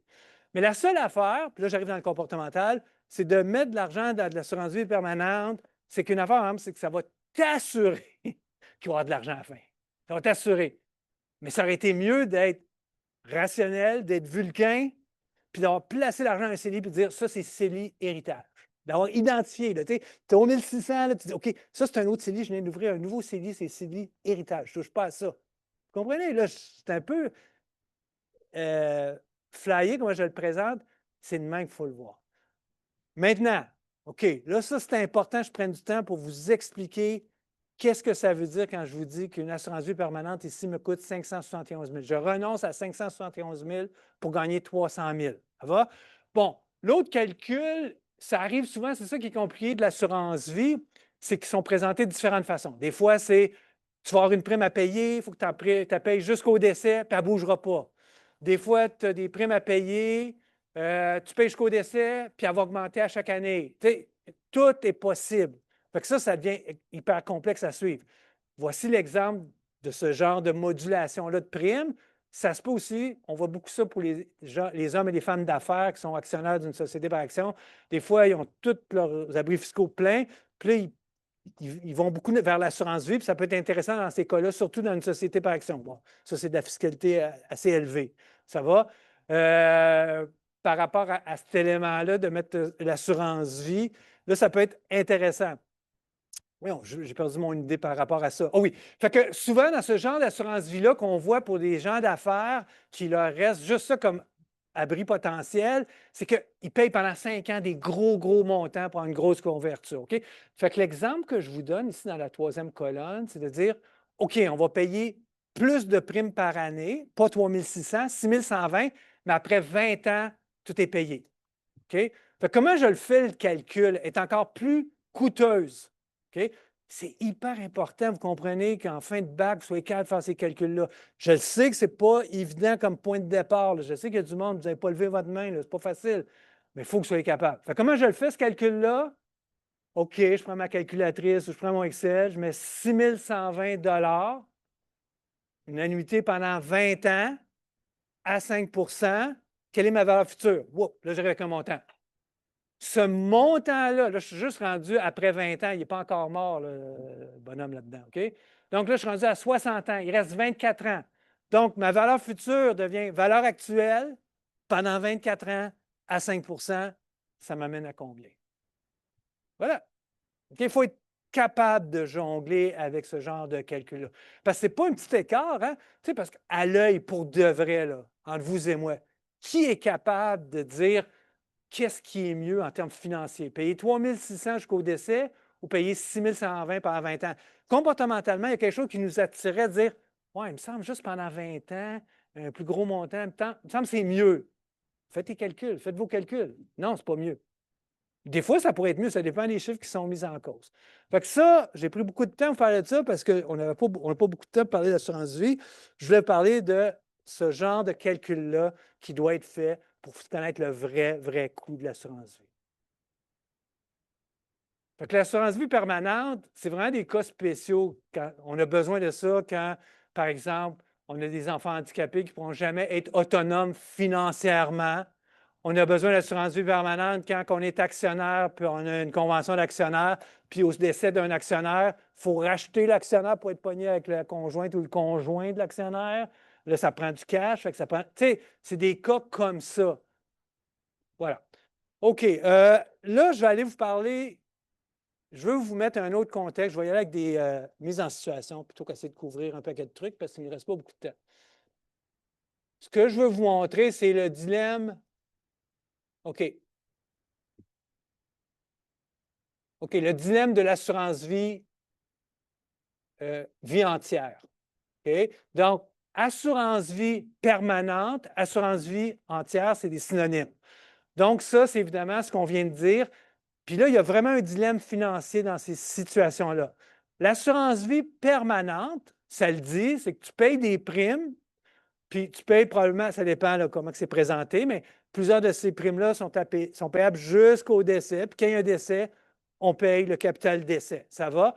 Mais ce qu'il y a typiquement dans une assurance vie permanente, c'est qu'à un moment donné, tu peux lever la main et dire OK, j'arrête de payer les primes, on n'est plus couvert par l'assurance vie permanente, on la flush, puis on reçoit ce qu'on appelle une valeur de rachat. C'est comme si l'assureur te paye un montant pour que tu laisses tomber l'assurance vie. Est-ce que vous vous doutez que c'est probablement une bonne décision pour l'assureur et une moins bonne décision pour celui qui le fait? Hein? On comprend que ces institutions financières-là, c'est rentable, ils ont un bon modèle d'affaires. Mais comment qu'on calcule ça? Comment qu'on fait pour savoir, c'est-tu le temps d'arrêter l'assurance vie permanente? Puis là, je ne sais pas si vous me suivez, comment ça peut être compliqué mentalement. C'était le même problème, dilemme de RQ, tout ça, mais ça, je trouve que c'est encore plus angoissant. Je parle juste financièrement, c'est de dire une assurance vie permanente, avant de la lâcher, il faut savoir que nos calculs, on les a bien faits. Là. Vous comprenez? Parce que là, j'ai devant moi quelqu'un qui est assuré, puis même s'il est malade, là, il continue à être assuré. Une fois qu'il est assuré pour toujours, là, peu importe l'état de sa santé. Fait que voilà une mise en situation, où c'est-à-dire le besoin et fonctionnement, je viens de le dire. Fait que pourquoi il y a un dilemme financier par rapport à l'assurance vie? C'est qu'à tout moment, tu peux arrêter de payer, recevoir la valeur de rachat, puis c'est fini. Ou tu continues à payer. Et là, voilà la situation. OK, je vous laisse 10 minutes travailler là-dessus. Donc, on a Nicolas, qui est âgé de 30 ans. C'est lui qui est propriétaire de l'assurance vie permanente. D'accord? Ça veut dire que c'est lui qui paye les primes. Sa mère, Solange, est âgée de 70 ans. C'est la personne assurée. Donc, c'est suite au décès de Solange qu'il y aurait paiement du capital décès. Les primes annuelles à verser sont 5 000 par année. Okay? Donc, c'est Nicolas qui les paye. Il paye 5 000 par année. C'est sur la tête de sa mère. C'est sa mère qui est assurée. Ces primes seront les mêmes jusqu'à la mort de Solange ou jusqu'au moment où Nicolas annulera la police d'assurance. Il est là le dilemme. Est-ce qu'il devrait arrêter de payer, garder le 5 000 pour le placer? Ça va? Le capital d'essai, il est de 250 000. Donc, si jamais Nicolas continue à payer puis sa mère décède, les assureurs vont payer 250 000 à Nicolas. Puis je vous dis, la valeur actuelle de rachat est de 60 000. Donc, ça veut dire que si jamais Nicolas arrête de payer, sa mère est peu assurée, il reçoit 60 000 de valeur de rachat. Okay? Vous voyez où on s'en va avec cette histoire-là? Puis je vous dis, les primes déjà payées totalisent, on a déjà payé 140 000. Donc, on a déjà payé 140 000. Solange a 70 ans. On doit continuer à payer 5 000 par année. La valeur de rachat est de 60 000. Puis capital d'essai de 250 000. On lâche ou on ne lâche pas? Voilà ma question. Très légitime. Quelqu'un dans votre famille vous pose cette question-là par rapport à une de vos tantes. Comment vous répondez à ça?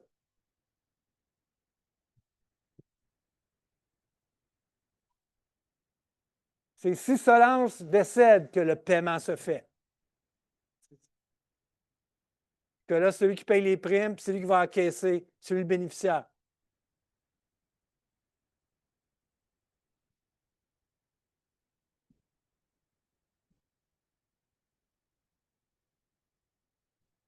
Oui, William. Oui. Calcul,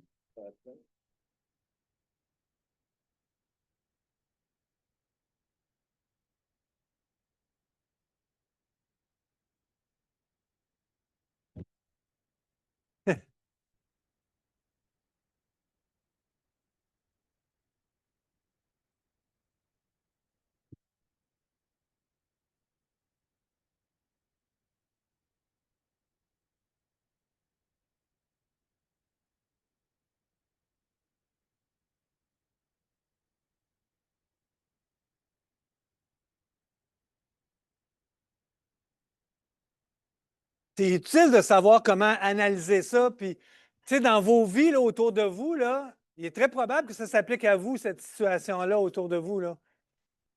Probablement du monde qui a des assurances vie permanentes autour de vous.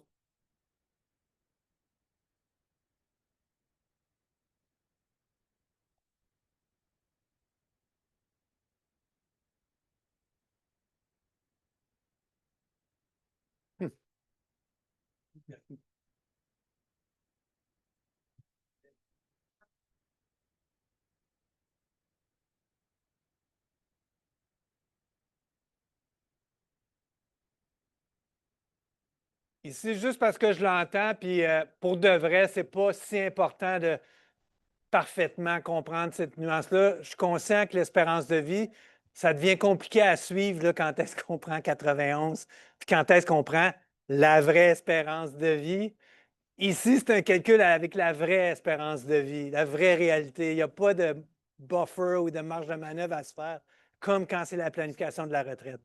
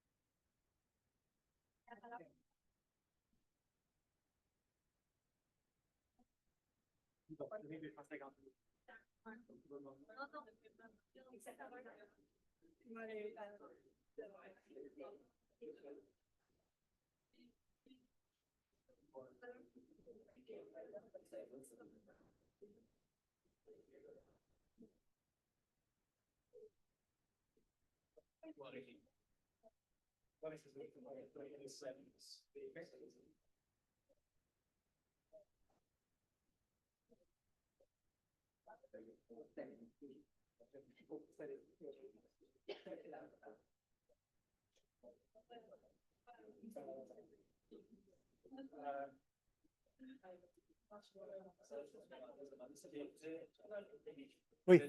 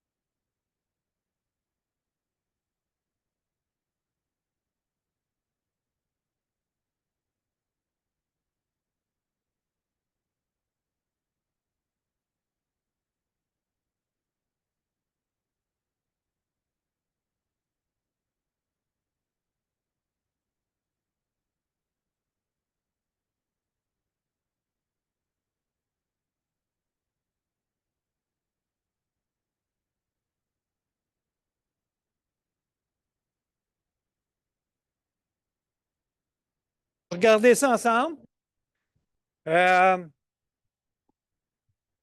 Encore une fois, c'est une mise en application de ce que vous avez dans votre coffre d'outils, les mathématiques financières. Il faut décortiquer l'information, bien la comprendre, mais après ça, ça devient un petit calcul financier. On peut le faire par par tâtonnement, on peut le faire, on met un âge de décès, puis on regarde quel résultat ça donne. On peut arriver direct dessus en isolant ton N. OK? Mais on comprend tous que c'est un calcul qui ressemble beaucoup à ce qu'on discutait par rapport au RQ. Ça va dépendre de l'âge de décès. On n'a pas de boule de cristal. Fait que la première chose qualitative, c'est de dire, encore une fois, comme on se disait pour le RQ, es-tu en santé ou pas, Solange? Ça. Mais disons qu'on ne s'aide pas avec ça, puis Solange est parfaitement en santé. C'est dans la normalité. La plus grande normalité que tu peux imaginer, c'est Solange. OK? Fait que là, par rapport à ça, tu reviens avec tes mathématiques financières. Voilà ce que j'ai fait comme calcul. Fait que j'ai commencé par, j'aurais pu isoler le N. Je n'ai pas isolé le N. J'ai juste dit, OK, à 70 ans, l'espérance de vie d'une Solange normalement en santé, c'est à peu près 90. OK? Donc, ça, c'est en lien avec ce qu'on a vu pour le RQ. Quand tu prends ta décision à 59 ans et demi, ton espérance de vie pour un homme, c'est 87, une femme, c'est 89. Bref, je ressors ce fantôme-là, ce 90 ans-là. Fait que là, je regarde mes calculs. Qu'est-ce qui se passe avec l'hypothèse que si Solange décède à 90? Je me mets un rendement de 6 Certains pourraient dire, oh, 6 c'est beaucoup d'argent, c'est beaucoup de rendement pour une madame de 70 ans. On n'est pas à bonne place, on ne regarde pas à bonne place. Le financier là-dedans, c'est Nicolas, il y a 30 ans. C'est lui qui paye les primes, c'est lui qui va recevoir la valeur de rachat si jamais il annule l'assurance vie permanente. Bref, il y a un horizon, lui, là. Fait que moi, je travaille avec 6 d'accord? Alors, je fais le calcul financier comme si on abandonnait. C'est comme ça qu'il faut le faire. Donc, qu'est-ce qui se passe si Nicolas abandonne l'assurance vie qui est sur la tête de sa mère? Bien, il se passe qu'il reçoit 60 000 qu'il va placer, donc une valeur actuelle de 60 000, puis il y a une annuité de 5 000, c'est-à-dire le 5 000 qu'il a pu à payer pour l'assurance vie, il l'a, il ne la met pas dans le train de vie, il la place. Tout le temps la même affaire, dans un CELI. Excusez-moi. Donc, à 6 le N là-dedans, il est 20 ans, vous comprenez, donc de 70 à 90. Ça donne 376 356. Donc, la vraie réponse, vraiment basée sur les probabilités, basée sur les résultats financiers, il y a quand même une bonne différence. Ceci étant dit, là, je ne sais pas pourquoi, là, je vais comme un peu. Pour le RQ, c'est tellement, tellement clair, l'équation par rapport à la probabilité. Ici, c'est quand même. C'est un peu différent du RQ. Conceptuellement, c'est la même idée. Mais ça fesse plus vite.